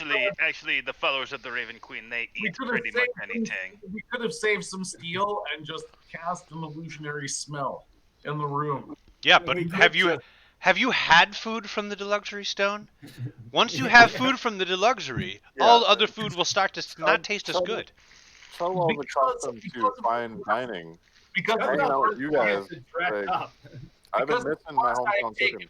On from the Raven Queen, I am unable to enjoy anything that tastes good or gives me pleasure. So I have not and will not until the ziggurat is destroyed. Well, I will. Great. I get much pleasure in seeing things die. I'm excited for you, dwarf. Please enjoy. Okay, well, would you guys like to disguise yourselves as dinner guests, or should we just? Or do you want? Is only the dwarf doing the killing, or is everyone killing? Are you saying that I don't look like a dinner guest? Well, you look like a paladin.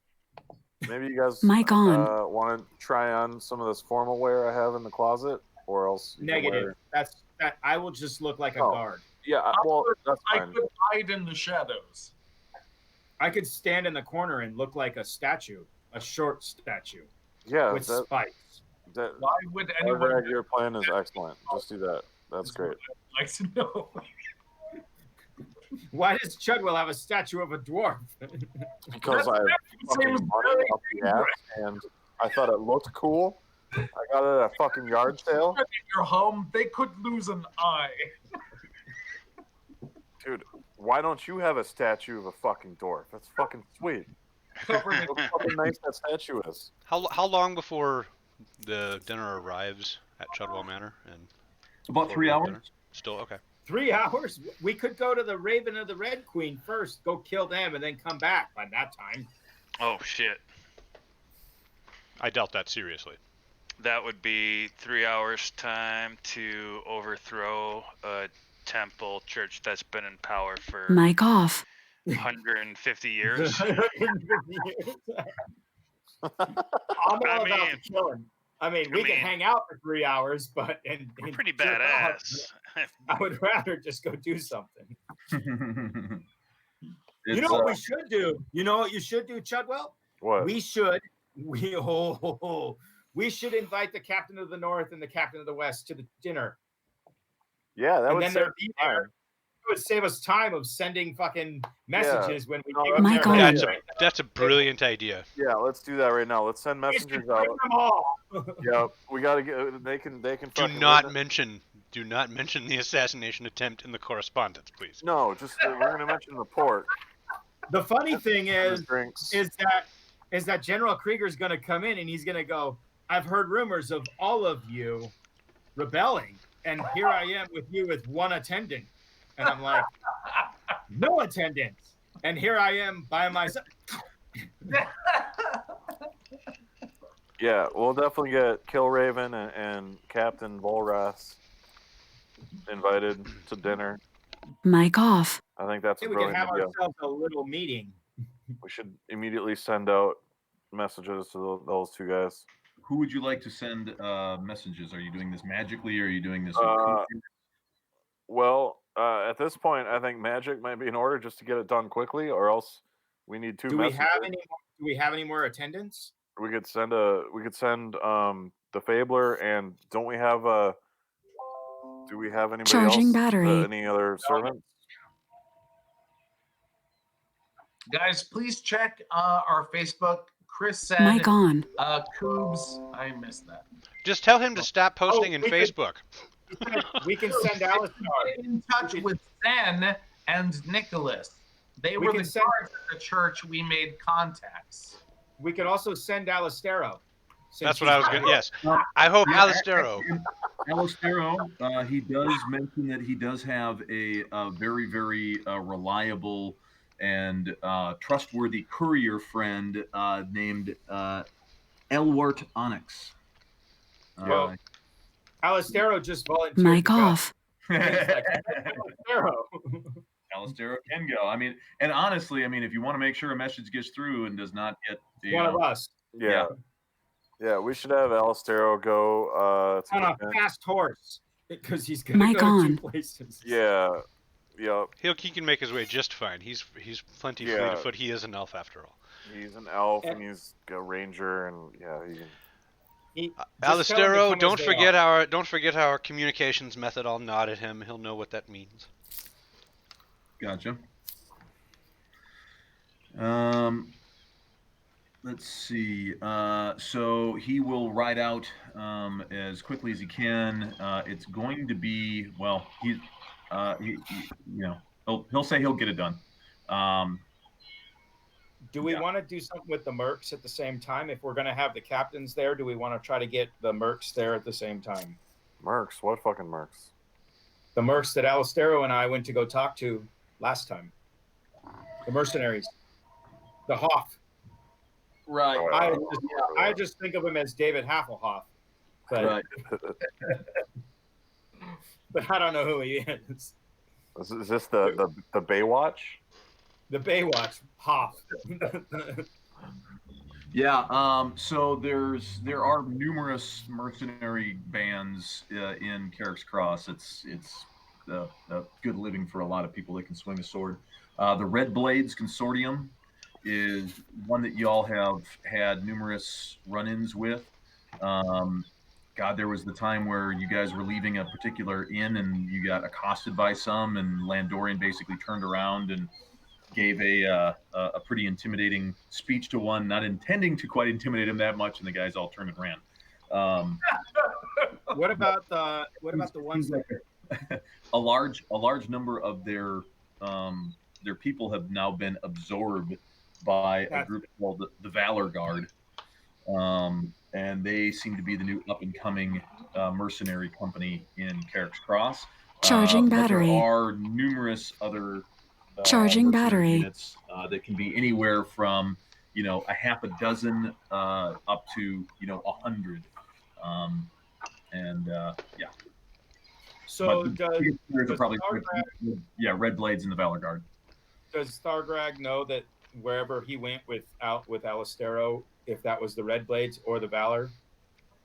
Well, that was Hoff. Hoff is Hoff is basically, he's like the middleman. He is like the insurance broker of mercenary companies. He when people need a mercenary group to do a certain job, they go through Hoff because he knows everybody. He knows and has relationships with most of the different mercenary groups, and so he takes his cut of the action by getting these guys jobs, and in return, they basically let him run the business side of things. Now, again, there was a certain it was Alistero got info that Dykstra, the head of the Valor Guard, wants Hoff removed so that he can do better business and not have to be, basically suffering at the whims of, Hoff, who is generally considered a hassle. Yeah, somewhat paranoid. Well, not somewhat, definitely paranoid, possibly psychotic. And altogether not extremely polite, delightful to be with. Mic off. Hoff's right-hand man, the scab face, the information that Dykstra was, planning on usurping his power. But that's just So there's all sorts of cogs in place. So at this point, do we need the mercenaries, or are we going to wait one more day? Do they need to assemble? Do we need to organize them? Mic on. We've already made the connection and said we're going to need them, and they said they owe us a favor.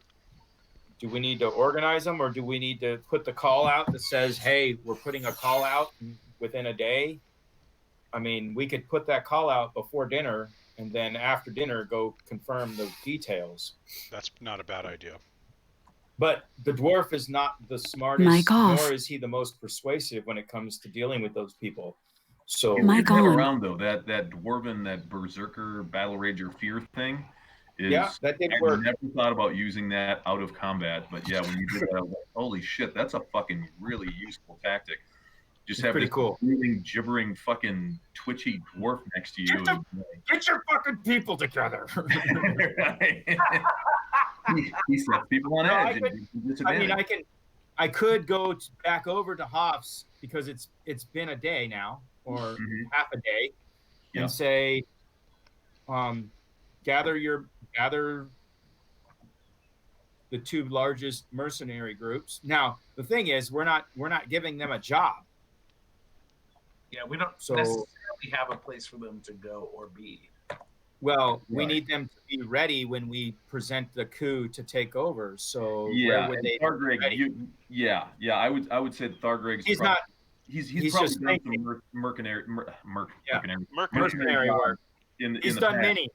He's done many. And he would probably know how it works, in that you can't just go and say, hey, I want a group, but I can tell you what it's for. You know, they'd have to say, yes, we need a group, we need them here, we need them for this purpose. They're going to be doing time. And if we only have about a day and a half, we need to be able to get them together, and we need to give them a place to start. So if they are gathering at Hoff's, if we can get them to gather at Hoff's by tomorrow afternoon, then at that point we would be able to tell them where to be, because at that point we'll have the guard, we'll have the Raven Queen's people, whatever, or dead. They'll be dead, or we'll be dead, but we'll at least have them in a location that isn't going to seem. It's not going to be unseemingly if there were 200 mercs showing up at Hoff's. Right. We're gathering forces for the final fight. Right, for the final fight, but we need to gather them. Right. So we need their allegiance. In the next 3 hours, I have time to go back to Hoff's and say, we'll need 300 men.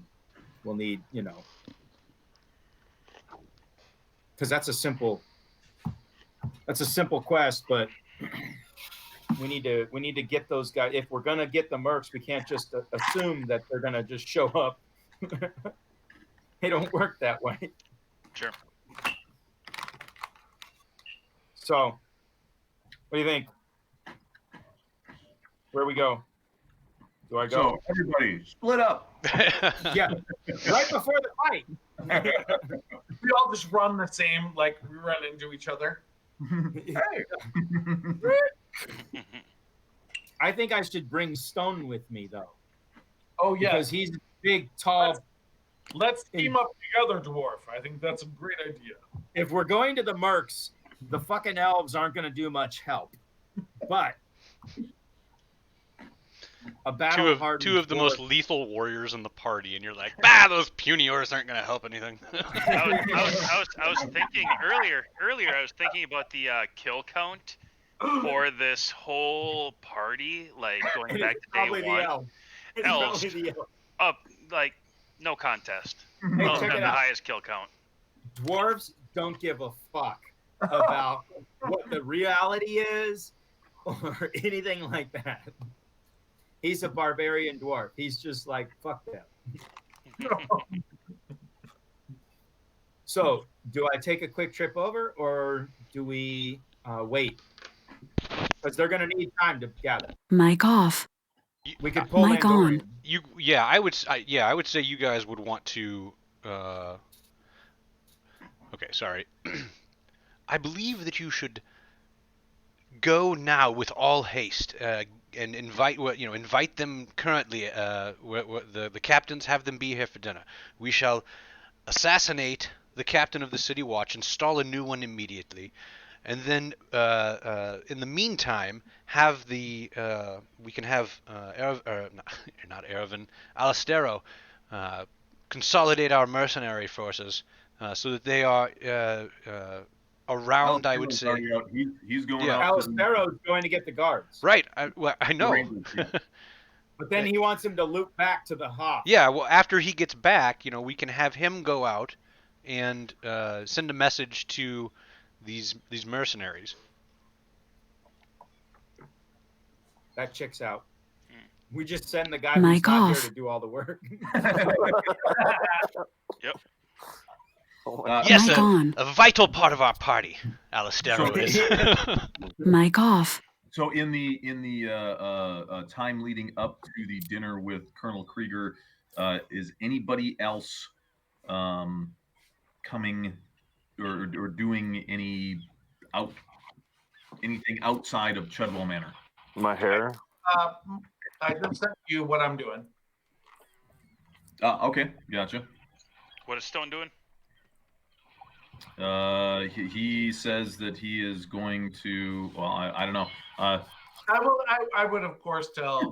I'm like, I don't know. He just slams the door and leaves. I am inviting Lanier and his men to the dinner. Okay. Who? Oh, your guys. Yep. All of his men? We only have food for 15. They don't have to be visible. They're men. They eat in the stables anyway.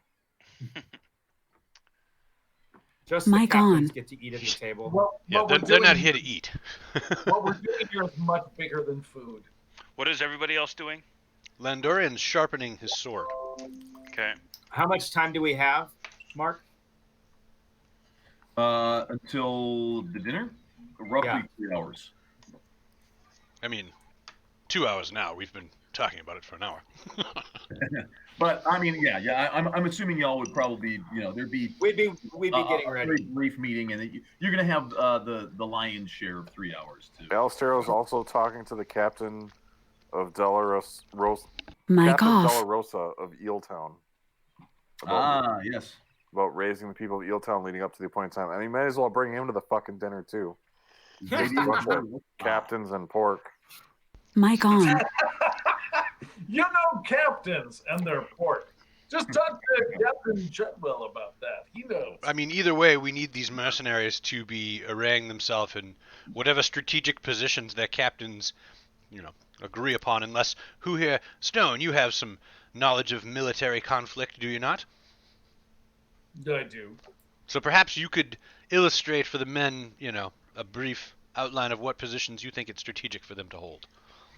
Then we can send their ankles.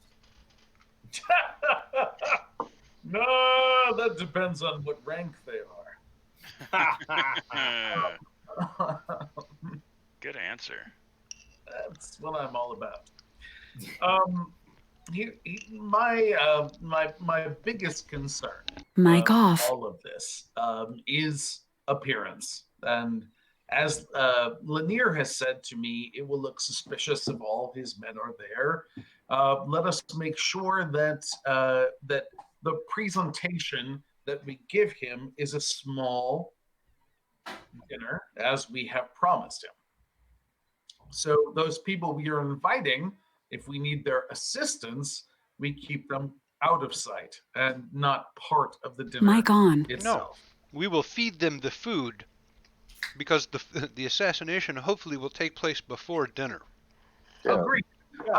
Then we'll invite our captains in to witness the body, to ensure that it is in fact dead. We can put the head next to the pork. And them being in this building, when it happens, is Mic off. That we have the ability to move and shake Carrack's cross. Yeah. We're galvanizing power in our hands. I think when we ask them to be there, when I ask Lanier, I need Lanier or at least his second to be there to witness. I need witnesses not necessarily assistance, because I think we've got it if it's him and a pot roast. Yeah, these dinner guests are here. They're not here to assist us. They're here to fucking see how badass we are, and to fucking fall in line behind us, and to just see the head. Yeah, we can just have his fucking head on a plate. Like we can put his fucking head in a big silver platter, with like the big like lid on it, and just be like, "I'm glad you all showed up." Take the lid off, and like there we go. Krieger was able to make it as well. Here you go. That'd be fucking sweet. All right, so let's do it. De La Rosa is the mayor of Eeltown.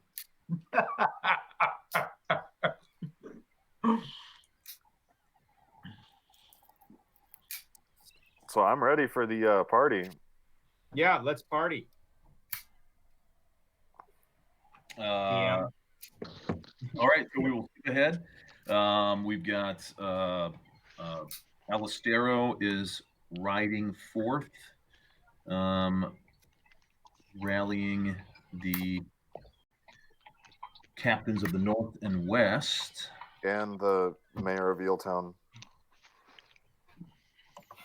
Did you did you tell him that? That's what Alistero was saying. Riding feverishly to the west. That's what Alistero was saying, man. That's what he's doing. Alistero on Facebook. Alistero is writing, going, "The redcoats are coming. The redcoats are coming."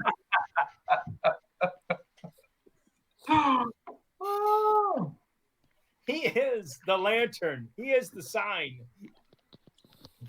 Let's see. Are Shotton and Stone sticking around for the party? Yes. Sweet. Good job, guys. In the 3 hours beforehand, though. Do you guys want clothes? Do you guys want formal clothes? No. I think it's important for Shotton to, because these captains need to know that he's going to displace the false bishop. Mic on. Good point. That's a good idea. Yeah. Mic off. Hey, Mark, can you share the dwarf has insight. Raven Queen's vestments? Oh yeah. So that's the female version of basically what Shot will be wearing. Is a ice cream cone? That's cruel and it's delicious. Oops. Okay, hold on. Here we go. Let me try this again. Boink. Boink. Who are you adding? Oh, fuck yeah, that would be cool. So yeah. So you're wearing like a bunch of dead birds on your black dress. He's very feathery. He's very feathery. And Shotton's wings. I'm gonna make sure that my bust is like right here. That's the female version. I said that already. Mic on. I'm not gonna go like full belly button. So you're gonna wear a black suit covered in dead birds. Being a male priest of a female goddess, I tend to embrace the feminist side. That's right. Yeah, he's not above wearing a kilt. Nope, not at all. Kilt wearing, dead bird, bagpipe playing. Yeah. Not ashamed, not embarrassed. Yes, my armor is filled with lace and feathers. Well, yeah, that is a trademark. That's like a trademark thing with followers of the Raven Queen. Even in the quote unquote false followers is like these sort of very ornately festooned vestments with raven feathers. The more feathers. It's almost like a Native American headdress. The grander, the more feathers you have, like the denotes higher station. So yeah. It's and like having seen now the avatar of the Raven Queen with true, gigantic black raven wings, you can only imagine that all of these, outfits are just made to sort of try to copy that, what the true look is. The dwarf has an idea. Trendsetter influencer. What? You're eating the ice cream cone right now. It's just like you are intentionally doing it to be like cruel and unusual. Yeah. It's good to be the chosen of the Raven Queen. You get ice cream. You want the Raven Queen? Yes. It's going to be important. There's a house rule at the Chudwell Manor that you and your dead birds need to stay 6 feet away from all the other guests at all times. This ain't bird flu, man. Prevent spread of your bird flu. No, it's not bird flu, but I like to use my wingspan as Also, appropriate distance. Alistero is also alerting the animal rights activists. The animal rights? On his journey, the animal rights. Avian distancing, yes. I thought it was alerting the anal rights people. It was the grab your ankles comment that got him. No, it's not anal distancing. It's avian distancing. Anal distancing is not a thing. It really is. Having a thought again, DM. He's having a thought about maybe going. He's having a thought to go to Hoff's and see if Hoff is in town and invite him to dinner. So that he can see that we've already got the entire city guard as well as the militia and everybody. I'm not sure if Greg wants to go to Hoff Solutions before the dinner. Guys, you guys totally have to. Is anybody going with not Greg? We totally have to big up a follower. I'm sorry. But, what did they say? But Wolven Sense was talking about, of course, our chosen of how we're dressed. And then Wolven Sense says, you only get to wear it once, then nevermore. Oh, my God. Killer Poe reference. We dig it. Very smart followers. Yeah, they're way too smart for this fucking cast. Good time to mention, hey guys, if you're watching and you haven't followed, please do. We're trying to get to 50 so we can unlock affiliate and get all the extra cool stuff that comes with that. So if you haven't, and if you've enjoyed watching, click the little follow button for us. That's right, and we're gonna spend all your money on drugs. Yes, their followers thank you. Critters. Our followers that follow the critical fail. You can all be failures. Failures. Failure. Join the failure movement. So yeah, Argrag wants to go to the Hoff. All right. You definitely have time. I mean, you've got hours. Does anybody else want to accompany Thagreg to Hoff Solutions? No, because Alistero's already gone, and he would. Sean is actually going to go to the Temple of the Raven Queen and just sit in a very shadowy, reclusive place and just commune with the Raven Queen about what's about to come. Okay. I should probably be arranging the house for the house party. Okay. And we working on preparing. Yeah, you've seen it done before. You've seen the servant do. Yeah, roll a pomp and circumstance. Let's see. I'm trying to think. Mic off. Full time. Probably a performance. Oh, there you go. Yes. Mic on. Beautiful. Mic off.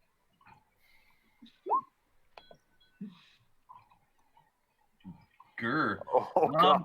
Yeah. Can I use my? Yeah, you've got my inspiration for this. Oh yeah, you can. Yeah. You want to use inspiration? That would change it to a 20, right, from a 6. All right. Yeah, that'll change it to a 20. Yeah. I'll use my inspiration. At first, you get the probably. I mean, the Chudwell family. The Chudwell family reputation is on the line here. I'm throwing a large party. Everybody who's anybody in town is coming to this fucking party. People. This is important. The decorations have to be proper, and all my fucking staff is in the goddamn woods. I got to do it myself, and I obviously I need to be known as the person who throws the best parties. Captain, just for your heads up, this is from Alan. and not from stone, that that I gave you an inspiration point. That's true. At the beginning of the evening, you just used it. I'm just saying. I used it in the most important way possible. Of course. My family reputation. I'm just reminding you, as Mic Alan, on. not a stone. Yeah, because that would be out of character knowledge. So I gave you that point. Mic off. I'm just saying.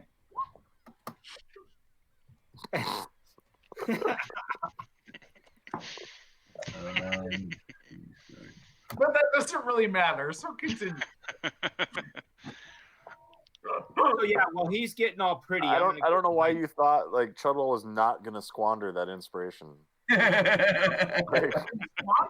just reminding. I'm surprised that I should have used my inspiration on my fucking hair. You should have before you started. That's what I'm saying. Yeah. I have an inspired manscaping appointment.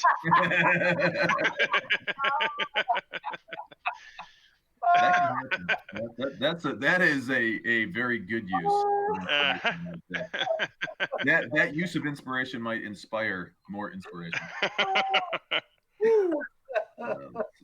It's the inspiration that inspires itself. The everlasting inspiration. Okay, so Tagreg, you go over to Hoff Solution. Solution. I thought I was going to the Hasselhoff. Yes, what it was otherwise commonly known as the Hasselhoff. The Hoff. You see Scabface there. He recognizes you, and he says, yes, I recognize you from earlier, your friend. Reset. He's like, your friend. Perfect. There we go. There we go. It was a Scarface voice. There we go. It was. Yes. Mic on. Mic off. He's staring at you with this nasty, scarred face. And I'm looking at his scars. Yeah. You're looking at his scars? Yeah, it looks like burn, like it's like caught on fire. Yeah, like But half of his face looks melted. I almost want to touch it. Just like. Yeah, he's it doesn't look like he's really that phased. It seems like he probably gets this quite a bit from people. Yeah. But he says, yes, we are very happy with the information that you gave us earlier. Your friend, Master Alicero, the half-elf, is he with you? He's on another mission, alerting some other folks to come to dinner. And I thought that Hoff would be beneficial if Hoff were at this dinner. Oh, interesting. Can we talk in the back? Yes. We don't need to talk with these. No, it's true. And you see him say, Johann, watch the front of the store while I take this very valued guest back to my office to discuss some business. And you see the guy that you saw before, who was with the bandolier of daggers, very deftly sorting paperwork. He comes from around the back, nods at Scabface, and Scabface then escorts you around the back into a back office.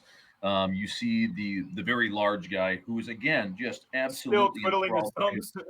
Still twiddling. Yeah. This dude he's Mic a on. fucking piece of work. Mic although, off. He is a big, a huge, like a barn of a human being. He's probably looks like he's possibly like part ogre or something, but just certainly not the most observant or bright guy. Not the shiniest tool in the shed. But yes, he says,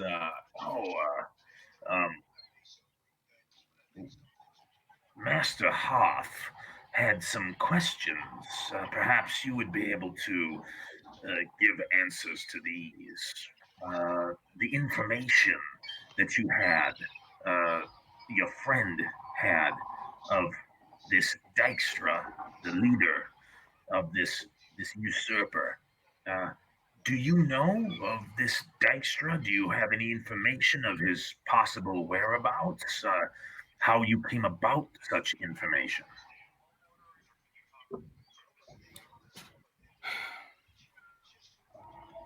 Honestly, I just do the killing.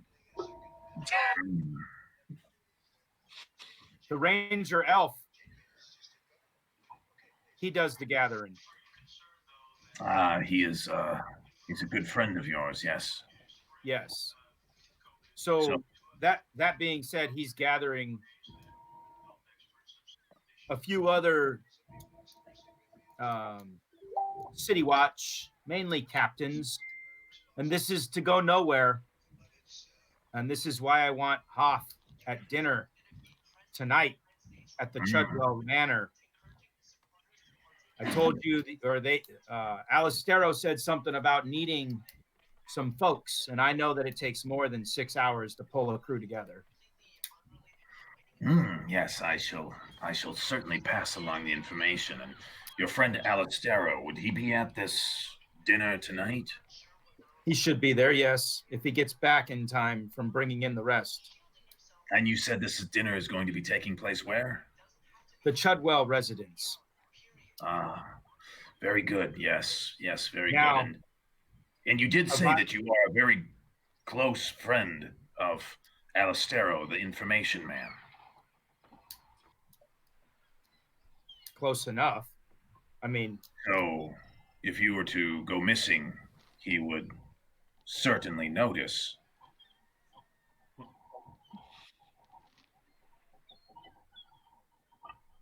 would take a lot for me to go missing. I mean, I'm a 5-foot dwarf wearing spiked armor. Because my employer has some more questions that need to be answered, so I'm going to have to ask you to accompany my friend Groff here. And at that, you see the half ogre releases his thumbs, and he goes to put his hand into to try to grasp you. Oh, that was a bad idea. Hug time. Hug time. How would you like to react? I do cuddle damage. I do have a habit of hugging people. So he's going to grab you like in an assertive manner. Okay. I am going to essentially, let me look at something here really quick. Grab the arm, duck under, and grasp both legs, and with my armor firm to butt, cock to chest. Ladies and gentlemen, you heard it here first. Yes. Okay, now we're back to action. Let's go. Is that a strength check? Let's do hold on. Let me do let's roll initiatives. Oh, He's not. Wait a second. I'm gonna get mad.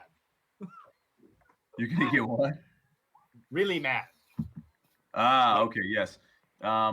Let's do initiatives. Let me grab where is that? Because this guy's gonna be pissed when I kill his ogre. Mic off.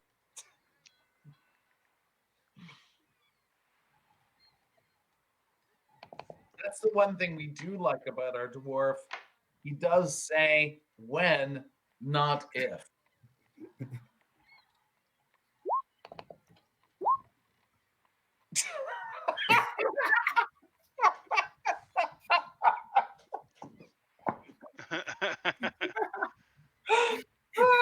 That's legit. True. I couldn't. I had to go off and kill him. Nothing has died all night. Or last time. It's time to kill. There's plenty of you to kill the fucking captain. Now you guys are doing smart shit. We're gonna go fuck some shit up. Mic on. Thargrag, you would have had this brief moment of time after he said you'll have to accompany, and before the guy got up, where you remembered, damn it, Landorian said to me once when he magically teleported in to save me from the clutches of a giant red dragon, this is the last time I will try to save you. The last time. Mic off. All right, roll for initiative. What am I rolling? Where is that my? So click on your token to select it, and then you should be able to. There should be an initiative roll At the bottom. Oh wait, no. Hold on. I gotta look at my skills. No. Not skills. Core stats. There's initiative. There it is. Have to accompany, roll. And before the guy got up. You attempted to use a roll command looking for the values of a selected token, but no tokens were selected. Mic on. Yeah, so you have to make sure to click on your token, which is right after he said you'll have to accompany. And I gotta go down somewhere. Where's my token?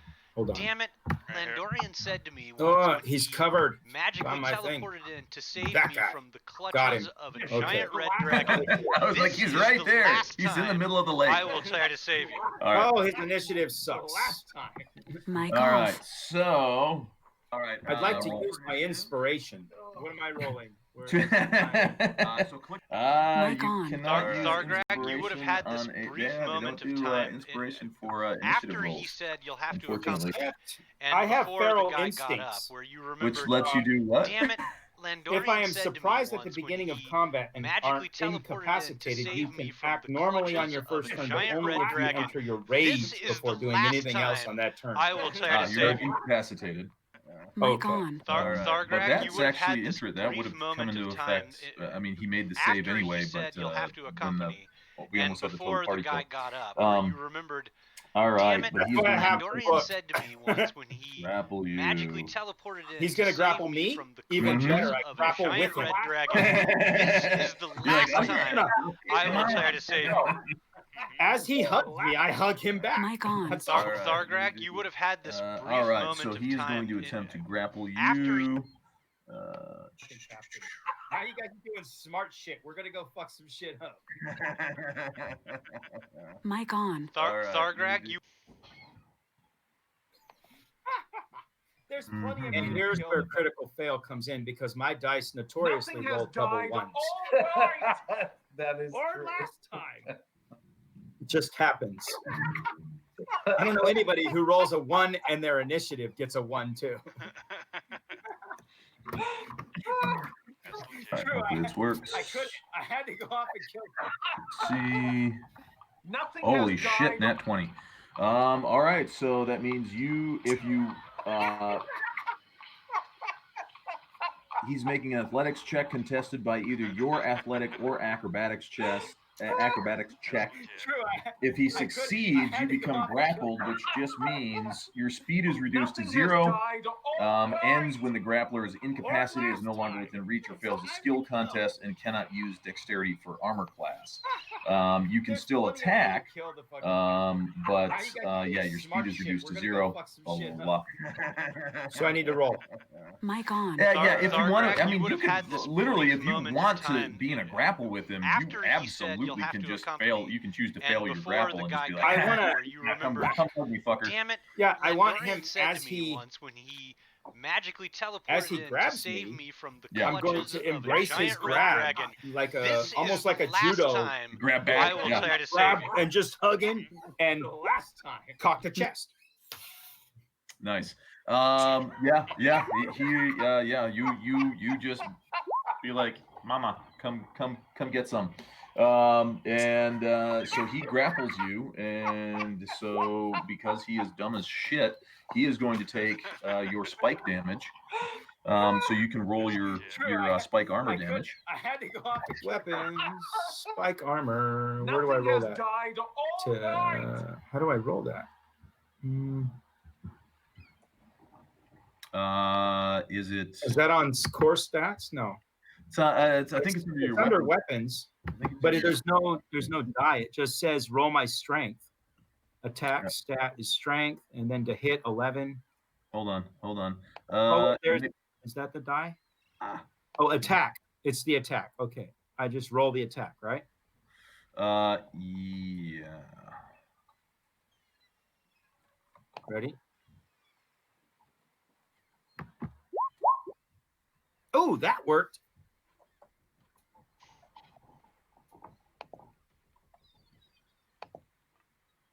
All right, armor. Oh yeah, there you go.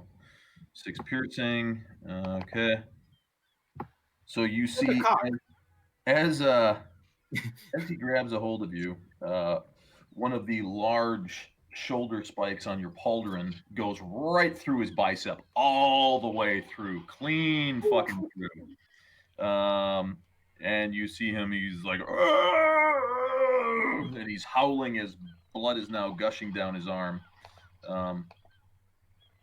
But he is, for the moment, firmly grappled to you. All right, and it is your turn. I think I have.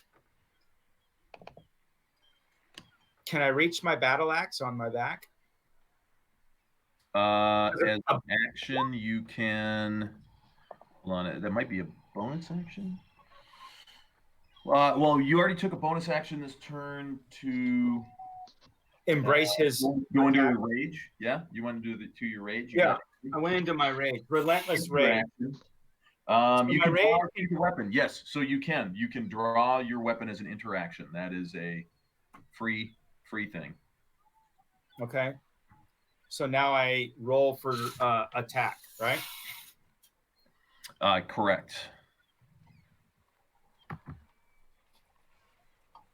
17 will hit for 13 slashing.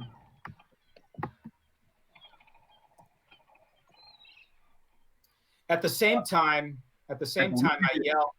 3 attacks at your level. 18. So I basically, as I do this, I'm yelling back to Scarface. That was a very bad idea. So 3 times, right? 3 strikes. I believe in a rage you get 3, if not 4, at your level. So 2. Yeah. So yeah, I think I cut his arm off.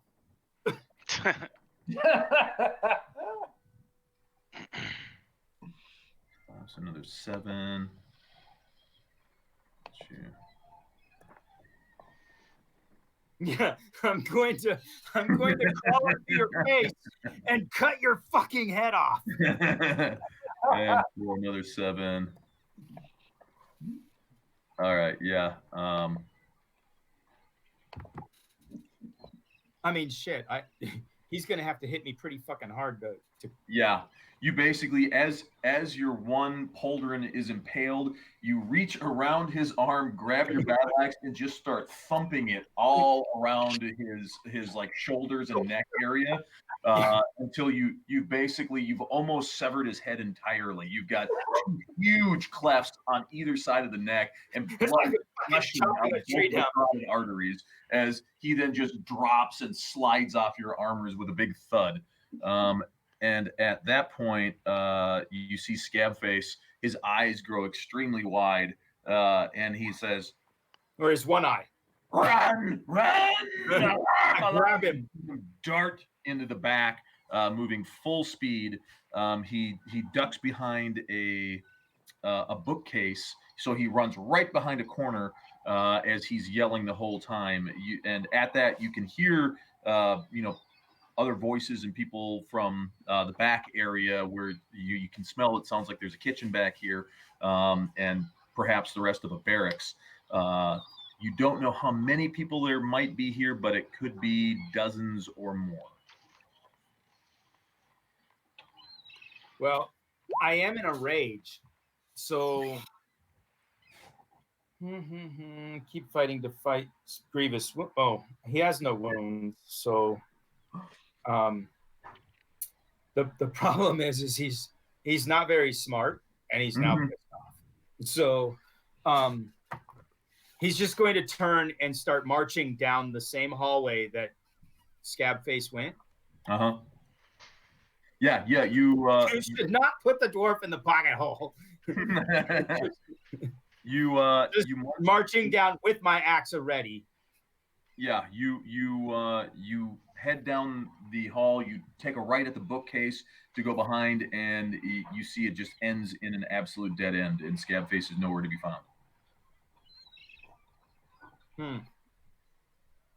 There's no.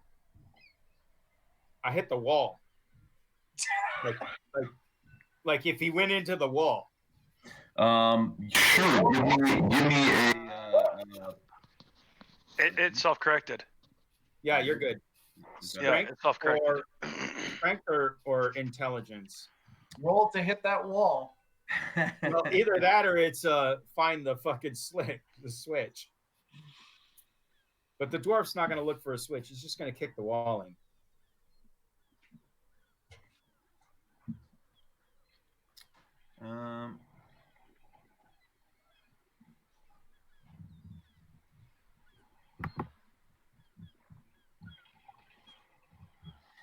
Make a perception check. Perception. And I'll give you advantage on it as well. Where's perception? This dwarf doesn't even have perception. But you have advantage on it. Is it my wisdom? No. It should be on the character sheet under skills, perception. Okay, hold on. Yeah, he's got perception. Oh. Yeah, I think you found it. Yeah. You actually you do find there is a trap door in the floor, and you can see it'll take your next action to open it up, but it definitely seems like there's a trap door in the floor leading to either stairs or a ladder. Okay. Yeah, I'm gonna open it. All right. Do I hear anybody coming from the bar room, or was it too? You do hear people coming from behind you right now. I want to glance back and see if it's the Bandoliers of Daggers. You don't see Mr. Bandoliers of Daggers, Johan. But you do. That's the only guy I'm worried about, the Bandolier of Daggers. But there is a big, huge ogre-looking dude that's dead with his head almost cut clean off in the other room. So right. I believe. Yes, you don't recognize any of these guys. It looks like there is a half-orc, possibly somebody who's got some sort of goblin ancestry, and then a gruff-looking human heading towards you, all merc-type characters. Is the door open yet? They basically they square off because they believe they have you cornered in a dead-end hallway, and they're all holding their action. One of them has a large, nasty-looking mace, another one with a sword and shield, and a third one with a halberd. So they're looks like they're just kind of waiting for you to make a move. So if they're just looking at me, I'm going to say, "Did you see the big dead fucking dude back there? The big dead guy? Do you want to end like him?" You want a hug? Roll an intimidation check. And I'm going to use my where'd it go? You want to use your authority? My intimidating presence. Ah, gotcha. Yeah. So, yeah. Yeah. That means they need to make a save, right? They need like a fear save. If the creature can see or hear you, it must succeed on a wisdom saving throw equal to 8 plus my proficiency bonus or my charisma modifier, or be frightened until the end of the next turn. Yeah, they're frightened, so I believe means that they have disadvantage on ability checks and attack rolls, and cannot willingly move towards the source of the fear.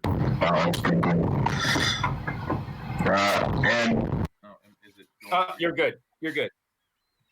I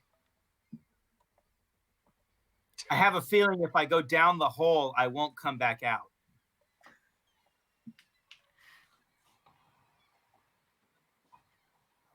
I can either go through them or down the hatch, though. Is the gate open? Mark, are you back?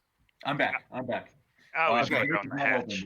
It's going to take an action to open the trap. Yeah, I was already opening as I looked back and told these guys. Okay. Did you see the big fucking dead ogre?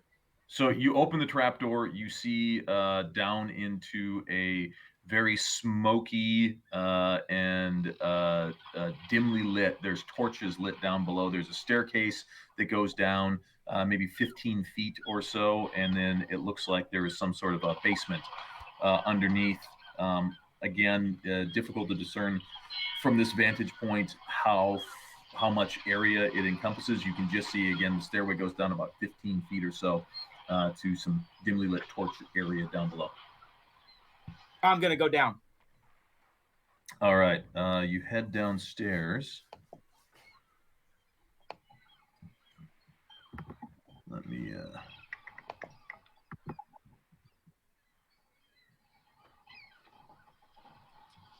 Surprised I haven't rolled anything but good stats so far. All right, let's do this here. Unusually good. He says, risking fate. Well, because we are a critical fail. You know what happens. Please roll a 1. I'm just waiting for it to happen. Come on, damn it. Do it. Roll a 1. Then get to the chopper. All right, working. Boy, man, this is slow. I don't know if it's my computer or what. Select. Damn you. Oh. Are you rolling a thing that tells you how many people I'm going to run into? I have a bad feeling about this. Maybe.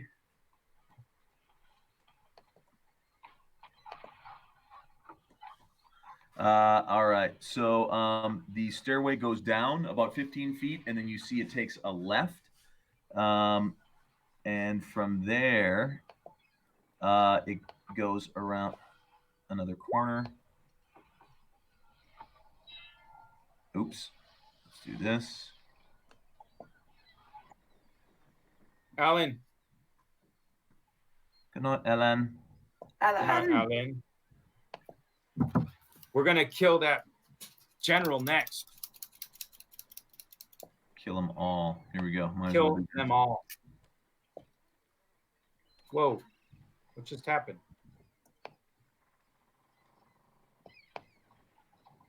Come on. Mic on. I don't know, but it scares me a lot. Yeah. What just happened to... Oh, we're going down. Ooh, I'm going down. Great. You found the dungeon. Did you know there was a dungeon here? Who's that? You. No. Okay. If you turn around the corner here, you can see it leads down below. There's a large wooden barred door that has what looks like one of those slits. I'm gonna knock on it.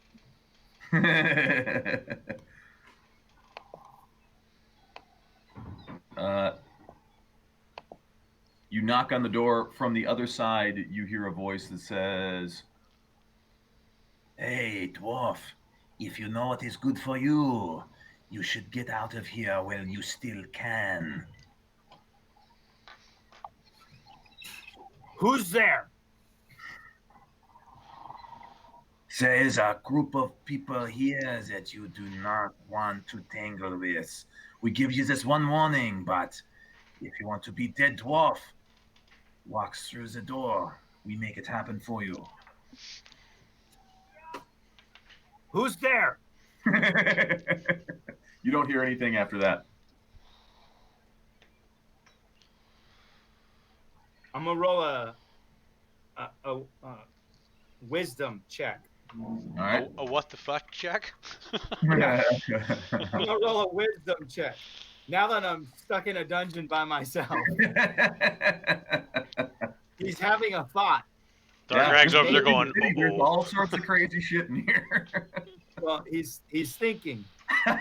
It's like, yeah, let's let the dwarf go off on his own. What's the worst that could happen? I mean, he just took on the whole mercenary crew. All of Alistero's hard work is ruined. I have no idea. But he has a thought that on the other side of that is the actual person that was trying to take over, and not Hawk. But he wants to roll a wisdom check to see whether or not he thinks he should go or stay. Hold on, let me. Now, unfortunately, my wisdom is not very high.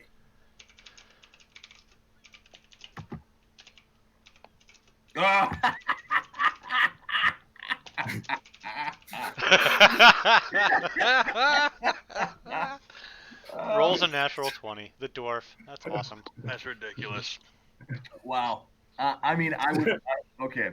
He didn't have disadvantage for being a dwarf, right? Yeah. Right. And for being a barbarian. Yeah, dwarf and barbarian automatically disadvantage on wisdom checks. No, I was gonna give him straight up wisdom on that. I mean, tactically, you have zero idea of what you're heading into. Like, and yeah. This has happened before, where the other dwarf, your my counterpart, your cousin, decided to pick a fight with a giant who he had no idea the capability of, and it nearly wiped out the entire party. So, I would say, I mean, it's totally up to you, but like the fact that you have nobody to watch your back at all, and there could be, you have zero idea. You know, there's at least one guy down here, because you've heard one voice. But he talks like a fag. Those are the ones you got to watch out for. It could be a magic mouth. Could be a magic mouth. Could be nothing. Could be one guy. Could be Scarface worried. It's one of those things where it's, I mean, because you got a natural 20 out, yeah, I would just say it's like your what the fuck common sense going off, saying, hey, this could turn out very, very badly. Just because you're all by yourself. Like if you had like your group with you, other guy. If I had one other guy with me, right? I think you would be like, hey, yeah, I got somebody to watch my back. Let's do this. But right now, it's yeah. But because you don't, the French accent was very convincing. That's right. Mic off. That sounds very frightening. Mic on. Always be worried of a French accent in the dark, huh? You might get stabbed in a place you don't like. So here's what I'm going to do. Mic off. I'm going to stand on my tippy toes to get to look with the thing, because I know it's too tall for me. And I'm going to be like, oh, don't you worry. I'm coming back for you. Mic on. Go back up the stairs. All right. And the door's open and you're overwhelmed. No, as you go back, as you say that, and then as you turn to go back up the stairs, you see fire just go shooting out of the fucking eye hole. just like a flamethrower, and it's over your head. But, you got, like, as you drop down, you're like, ha, and then like, yeah, it's like a flamethrower right over your head. I'm taking notes because I'm gonna have to tell the other guys that there's something down there that breathes fucking fire. I'm seeing Joe Pesci in Home Alone. Right. Yeah, just a little off the top. A singe of my mohawk. There's a little singe. I'm gonna have to call it here in a bit, guys. Okay, you get back up to the top of the stairs. We got to kill Krieger, so I'll be right out. Right. You get back up to the top of the stairs, and you let's see, where's everybody else? They're at Carrack's Cross, so let's do this again. They're at Treadwell's. There we go. And at the top of the stairs, you see the three guys are still standing there. They haven't moved. Right. But you see them kind of looking at each other as you come up, and you see them kind of tentatively, as you take a step forward, they're like taking a step back. Get the fuck out of my way and just walk through them. Yeah. They just separate. It seems like they want no piece of you if you're not. And as I pass them, I say, clean up that fucking mess too, and walk. The guards think to themselves, never mess with a dwarf who was just recently intimidated by a Frenchman. I still have blood dripping off of my spikes from the ogre. It's true. Still standing there. So I'm gonna go show back up at Treadwell's all bloody. You see them kind of looking at each other as you got to. Give me a perception. Guys are still standing there. They haven't moved. He's not very perceptive. But he's not very wise either, but he's full of fucking tricks tonight. Holy shit. As you take a step forward, they're like taking a step back. Get the fuck out of my way and just walk through them. Yeah. They just separate. It seems like they want no piece of you. Wow. If you're not the dice gods are with me tonight. I say, clean up that fucking mess too, and walk. Yeah, you the guards think to themselves, you notice somebody behind you is following you. three Guys are still standing there. Like on my way back. Right. Yep. Right. But you can see them. They're trying to. They're not trying to be obvious about it. They seem to be pretty good about blending into crowds and whatnot. But you absolutely notice you've got a tail. As you take a step forward, they're like taking a step back. Get the fuck out of my way. So I'm going to shake my tail. Feather. 2 ways. Either if I can't duck him, then I'm just going to grab him. Okay. You want to try to lose him first? Actually, I want to try to grab him first. Okay. That would be making sure that you can try to sneak up on him. So roll a stealth check.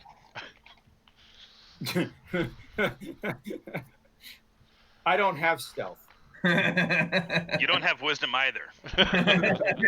But like I said, you are fucking full of surprises tonight. So all of a sudden, he's going to be the stealthiest goddamn dwarf in the world. Let's see.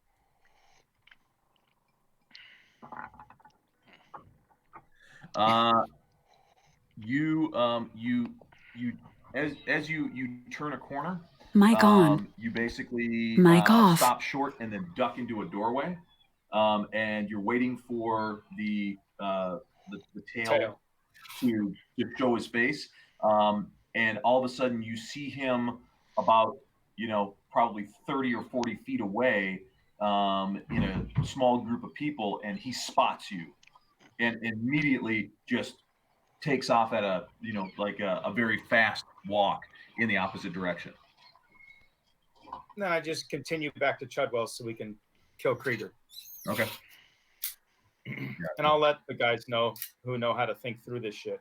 I don't know what any of that means, but I do know there was some shit going on down there that we got to check out.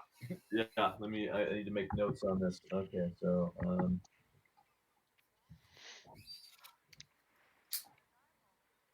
we don't have time for a dungeon crawl before the golem. Mic on.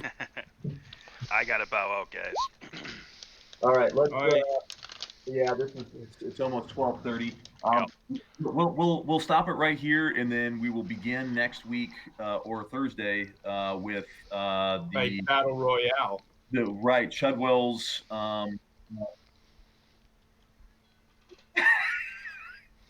Maybe Chudwell's Grand Banquet.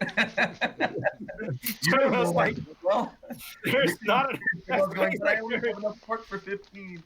All right, I appreciate it, Mark. It's a good time, guys. Yeah. Sorry about the getting late start there. I try to prepare for everything, and then Fat Greg goes and finds the fucking hidden dungeon that he wasn't supposed to find. So. I get it. The struggle with running a game is real, man. But that was fun because I was like, "Holy shit, you actually found it! Wow, fuck!" I'm like, "Well, that opens this up. This is crazy." Okay, wasn't expecting this to happen tonight. I was ready for everything and the other game, and then you guys said, "I'm gonna just find someone and torture them." Wasn't ready for that. You're like, "Oh, all right." Well, Mark's like, hold on, let me get this other book. yeah, exactly. Mr. Blonde shows up to World of Darkness. And play Steeler's Wheel stuck in the middle with you. There you go. Yeah, I've never been able to hear that song the same way. Thanks, Chris. Hey. Miss ya. Thanks, Later, guys. y'all. We'll figure out what to do on Thursday, maybe. Can everybody let's go Thursday? Yeah, Tuesday, Wednesday. Let's secure it. I think I'm available. Yeah, I should be.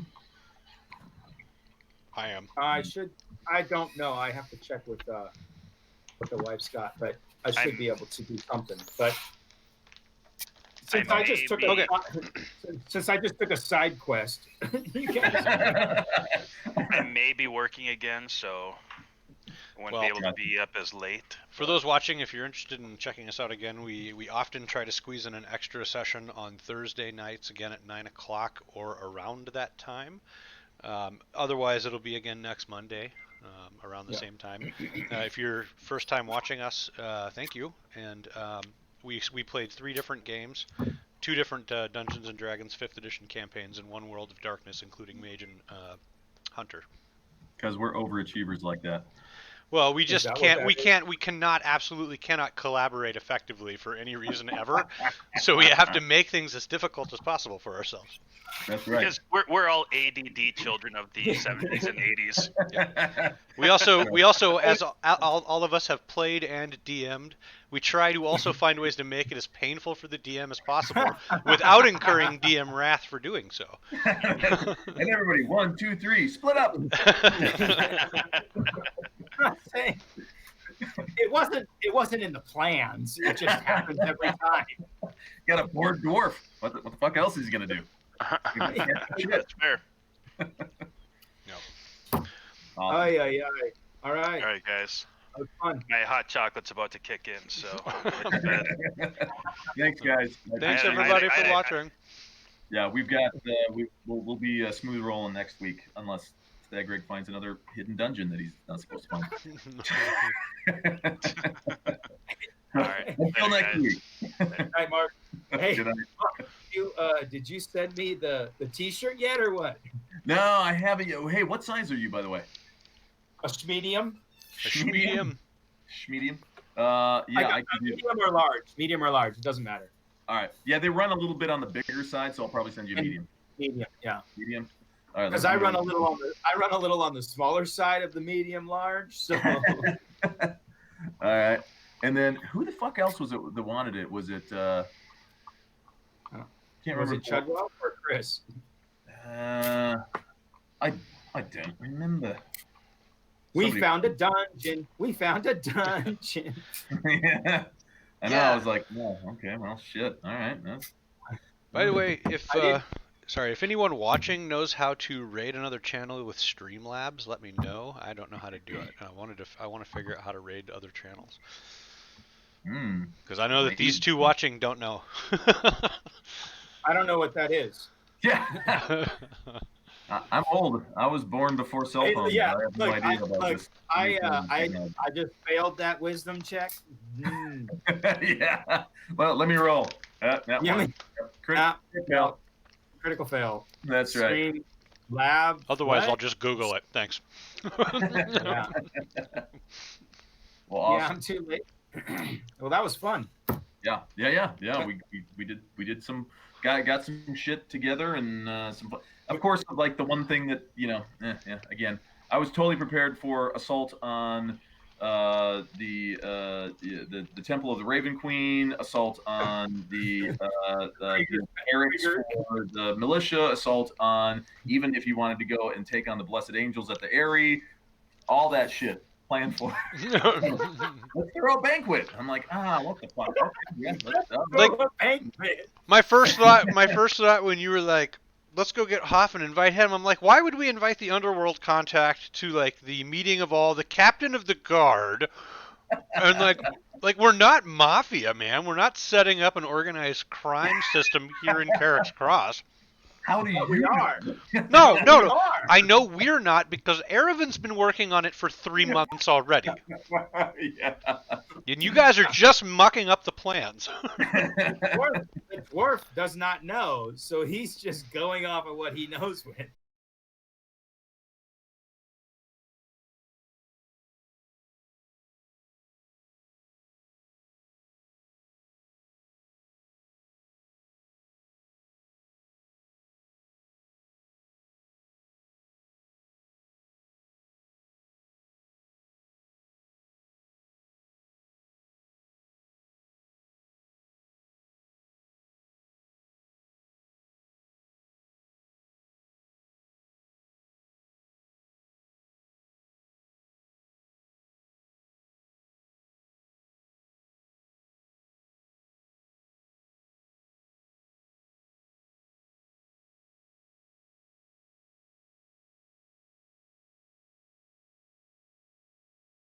You would guess that Scabface was not acting on his own volition. He was probably under orders to nab you or Alistero and try to glean more information. So, yeah. It's about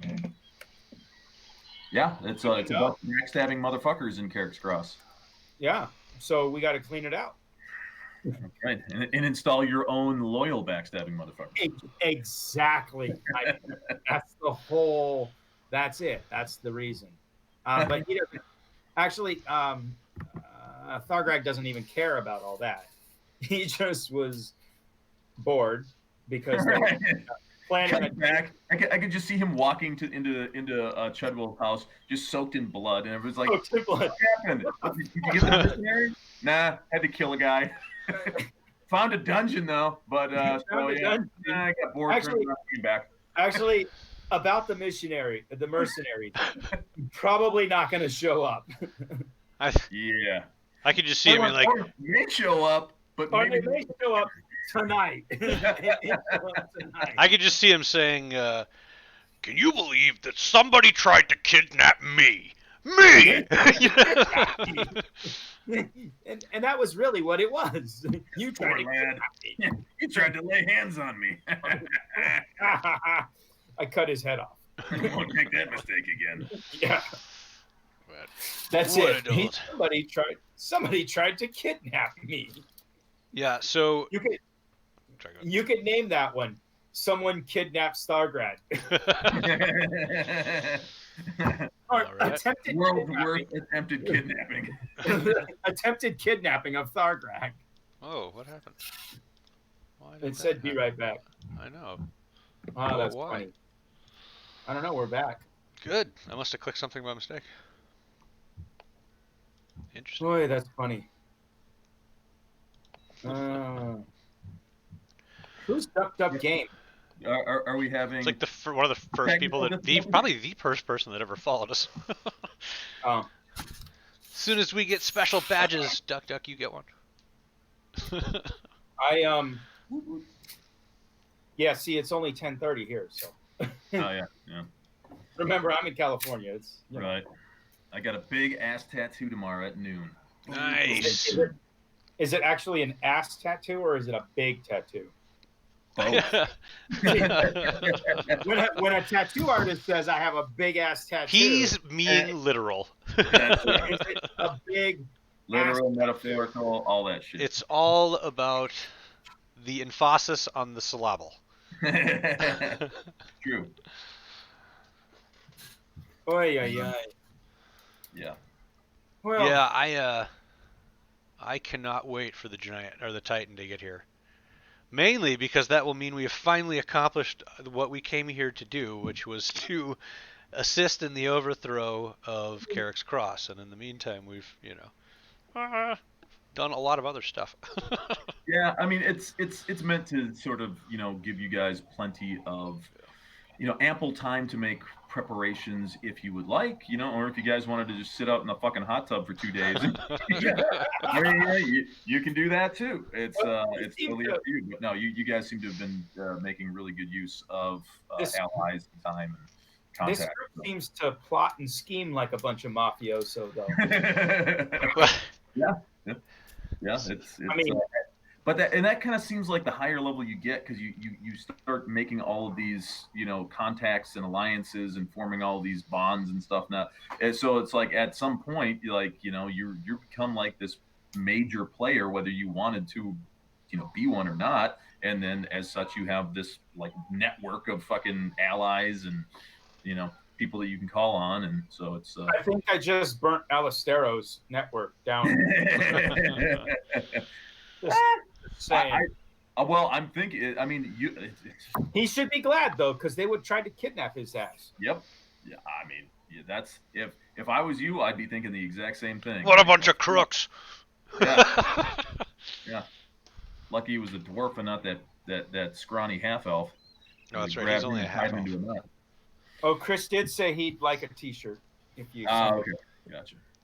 Yeah. Where's my T-shirt? Chris is probably a medium too. He's about my size. He's definitely a large. Oh. He might even like an extra large. He's put on. Well, he's lost weight. I don't know. I haven't seen him in years. So. But he's definitely. They do run a little big, so yeah. I think right now I have on hand. I think I have a small, a medium, a large, and an extra large. So. Do they shrink at all when you wash them? No, not really. You want to? So if they run big, should I get a small? I probably would. I mean, if I wear a medium, and I'm probably. I mean, Jesus, you wear a medium? Yeah. Yeah, give me a small. How big are you? 190. Okay. Well, I'm 165, so. Yeah, and it depends. Like if you, but then again, I mean, I like to wear shirts that look like fucking. You like show off. You like mediums. Right. You wear your mediums like a medium. Yeah, the last time I saw you, you were swole as fuck, dude. You were huge. I was like, good lord. I was kind of like, I've seen you big before, but that was a big transformation. When he's not tattooing, he's lifting. That's right. Right. Sometimes he's doing both at the same time. Yeah, me and Courtney, we've been doing the whole P90X thing for like the last 2.5 weeks now. I think wow. we one day. P90X is tough, dude. Dude, that shit kicks the fuck out of me. Oh my god. Yeah, they're like, okay, now you're gonna be jumping back and forth. All right, now add a squat to it. Now you're on one leg. Now double squat on one leg. I'm like, fuck you. Have you ever done Body Beast? I think, is that the Mohawk dude? Yeah. Yeah, like the English guy. Yeah. Yeah. I saw he had a free workout on YouTube, so I ended up doing one of those one time. It's a beach body, but it's a Body Beast. Yeah. It's like, okay, so how much can you curl? And you're like, okay, take your regular curl, and like right now I could curl 25s, right? Yeah. And so he's like, okay, take your 25s, now add 10 to that, and add 10 more, right? So you get 3 sets, 25s, 35s, 45s, and he's like, okay, do 15 25 curls, then do 12 35s, and then do 8 45s. Wow. And then get on the ball and do 8 45s, do 12 35s, and 15 25s. And then it says, Now get on the ball and lay back and do the same thing.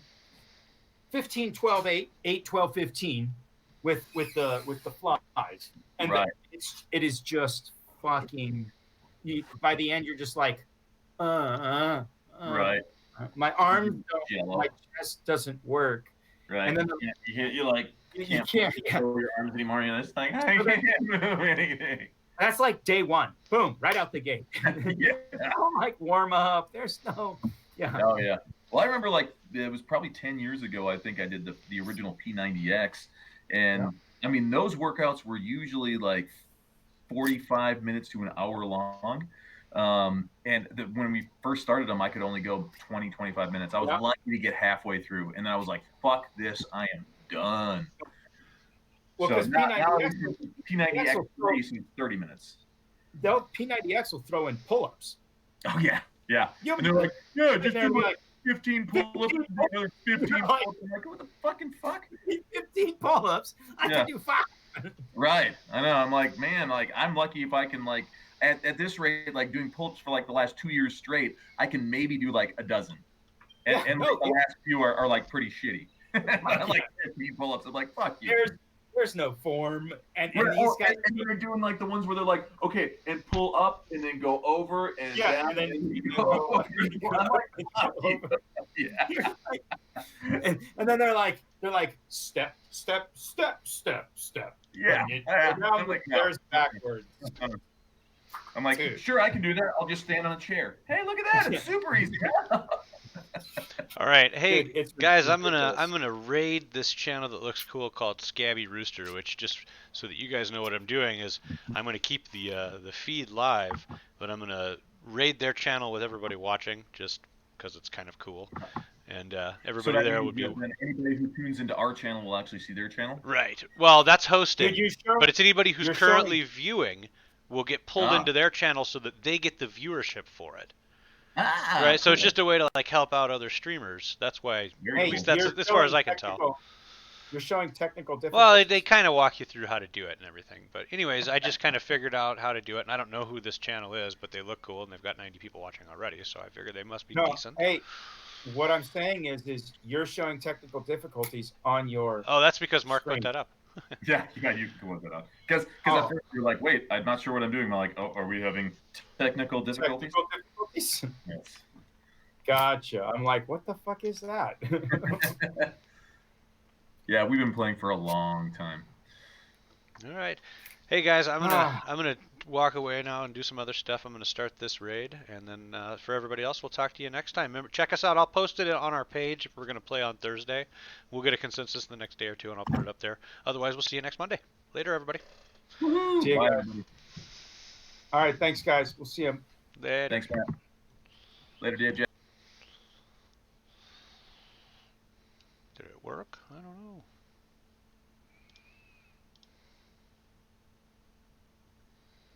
Maybe not. I guess no.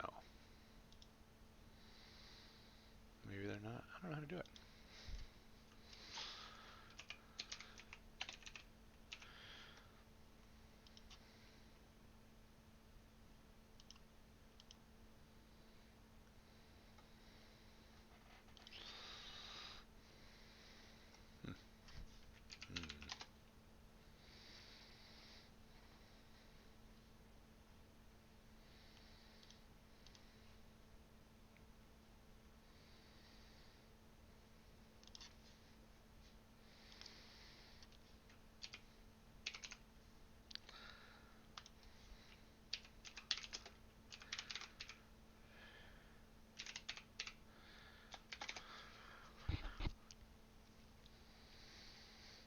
On his desk to make the best tea, as Karbalos has requested. Gogar is show him his finest work.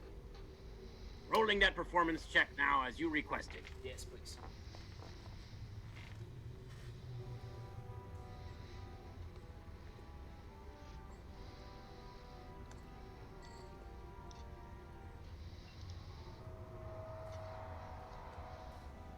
It is a 12 tea. All right. That's kind of average. So I don't know if it's gonna help you or hurt you, but I'm gonna spend one of my monster Mic off. to make you re-roll it. So it could be worse, it could be better, but we're gonna find out. Let's go to an extreme, not a lukewarm. It is the exact same roll. Well, I guess that's set in stone. You very, very simply, with very little flair, managed to get the arcane waygate to slowly. Oh, what? No, Gogar was literally just making tea. Oh, this is just for tea? Yeah. I wasted a monster's tier on that? He was really not being very clear. Oh, yeah. Well, you made a really basic cup of tea. Gosh, with all the things Gogar has put in there, it came out basic. Really kind of really amazing. One of the greatest failures of Gogar life. Yeah, He is it's somewhat destroyed. Too many strong flavors, they canceled each other out. It's not like the super tea we made at your apartment one day. Maybe it's the toenail clippings that caused the greatest failure of that tea. Okay, so you make some really mundane tea. And I guess Shiv will go Myth Kalik Narbaram Jerkelix Nakba. And the arcane waygate does glow, but there's been no direction as to what it's supposed to be doing. So it does begin to pulse with magical energy. Does anybody wish to do anything? Yes. Gogar is make a roll to read the room. Okay. What is that? Yeah, that's an intelligence check. Intelligence check or save? Well, you can just make it as a save. 22. Yeah, it's Gogar. You're good. Okay. Gogar has read the room. You meant the portal. Shush got that. Oh, yes, I also... Okay, one second.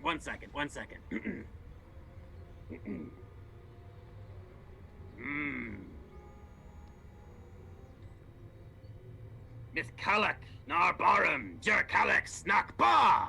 And Gogar is...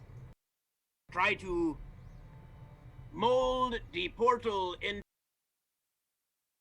a idling state, because Gogar is not actually knowing where Carbalask is going. As Gogar is simply start the car, leave the door open, and is going to watch very closely where Carbalask take it. Well, you're going to know exactly. Go ahead and make an Arcana check for the portal. So you're opening the magic portal. Gogar is use AT. Okay, so you're going to use a T for this.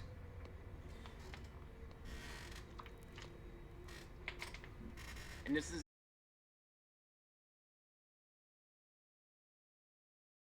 for the advantage.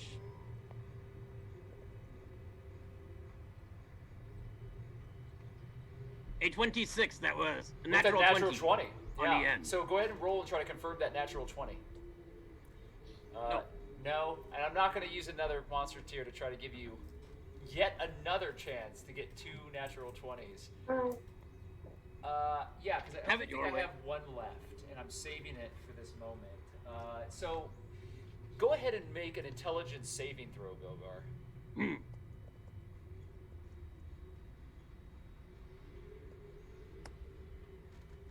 Is a 12. I will not. Now you is tell Gogar, did he pass or fail? He failed. Gogar add 5 to it using his class feature. Is a 17 now. Okay, that actually would then pass. So I'm going to use a monsters tier, and I'm going to make you re-roll it, which means that you won't be able to use your class feature again. That's the mean one. He was saving. That's okay. Gogar use a T for this. Okay, so you're going to roll with advantage.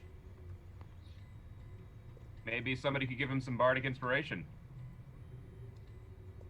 Gogar, you've got this. I believe in you. That's the worst bardic inspiration I've ever heard. I'm taking away. It was a whisper. Point. You got a 12. Wait, you. No, I have not done them yet again. Yeah. Go ahead and roll.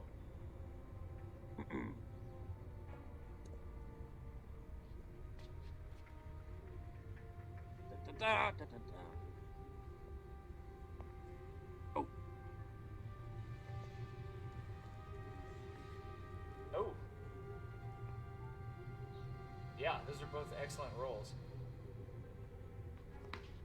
All right. Yes. So, you feel your mind immediately start 25 and 26. Yeah, you feel your mind start to peel back, and you know that Carbalusk. Oh, there she goes. You know that Carbalusk is trying to encroach his will upon you, and he doesn't do that, but he does implant information into your head, and you know where he wishes to go. And as the portal opens in front of you on the dais, you feel that the energies shift, and the direction of the Waygate sends this portal directly into the heart of the dungeon section that is deep and far, far removed from where you are currently at in Lamashtu's Rest. But you know how to retrieve the placement of it. It is not hidden from you. Does that make sense? You can open a gateway to this place again, even though Carbalusk was attempting to prevent you from being able to do that. But you open this gateway, and you see these enormous arches that are built with what look like twining tentacles that grasp around glowing balls of magical energy that are lined out in a long corridor. And there's a waygate in the center of the space that you have just entered into, and it is surrounded by a dark and imposing looking dungeon. All of the angles are sharp and have jagged spikes that are shooting out of them, and there are skulls that are laden throughout, but not in a necromantic sense. It seems as if they've been sculpted into the wall. And there is an enormous visage of a large, darkly colored metal sphinx, and its eyes glow with a red energy as Carbalos steps through. I will return, and when the time comes, prepare to release the eye to the control. Bring a note next time. And the door slams shut as the arcane energy closes behind Carbalusk. The Mind Flayer left in that dark space behind you. And that's where we're going to end it tonight. Thank you for all of the great support. We've had a little shuffle here. Hold on, let me see if I can fix it. Well, Wes, just lean there. Yeah, there you go. I'll be here. Yeah, no, This lean is where back I just am a now. little. Lean back a little. A little bit right here? Yeah, this is top tier streaming here, people. Yeah. We are pros at this. Thank you so much for everything tonight. This has been Total Party Kills. This is Dungeons & Dragons 5th edition. And each and every one of these people around here are amazing. If you would like to know more about them, I believe that, Vesperilla just shouted out all of their information is there to include Nobo's. Nope, it's on Twitter right now. If you want to find more about Nobo, go to twitch.tv/thenobo.show. Is that correct, Nobo? Oh, it's just the Nobo Show. The Nobo Show? Okay. I promise you, if you go to my Twitter, the last thing you'll see is from last year, and it's when I called an artichoke a fartichoke, and I thought it was really funny. I don't use Twitter. Yeah, I don't know why. I think we were supposed to have that set up for you this week, and I'm sorry. I thought. Oh, it's all good. I just use Twitch. Yep, there we go. And we got Not Always Weak who stepped in. You've got twitch.tv/thenobo show. Anybody who is in this chat has amazing abilities here. Make sure to follow everybody. Thank you again for all the support. What is this? Did you just run through? Oh, yeah, it was the last two items. Oh, okay. We got 2 more items. I'm not going to talk about those until next week. Wow. Excellent session. Thank you, everybody. Thank you for joining us. We're going to be back next week. If you want to watch more of the mayhem here, we're going to try to fix this so that the windows don't do this Brady Bunch shuffle. We're going to raid somebody, though. Are we going back to you, Wes? Are you playing more? Yeah, I will be. Okay, so we're going to jump back in. Do not leave the chat. I'm going to go to a be right back, and then we're going to raid this guy I know. IRL bros. Let's make I bet it he's happen. really cool. Yeah, it's no War Witch, but You we'll clearly make don't know him then. Yeah. But I do bet he has beautiful hair. He does. That's a buttholder hair. Okay, we're going to talk to you next week. Thanks for joining us. Thank you for the support. Bye, guys. Bye. One second.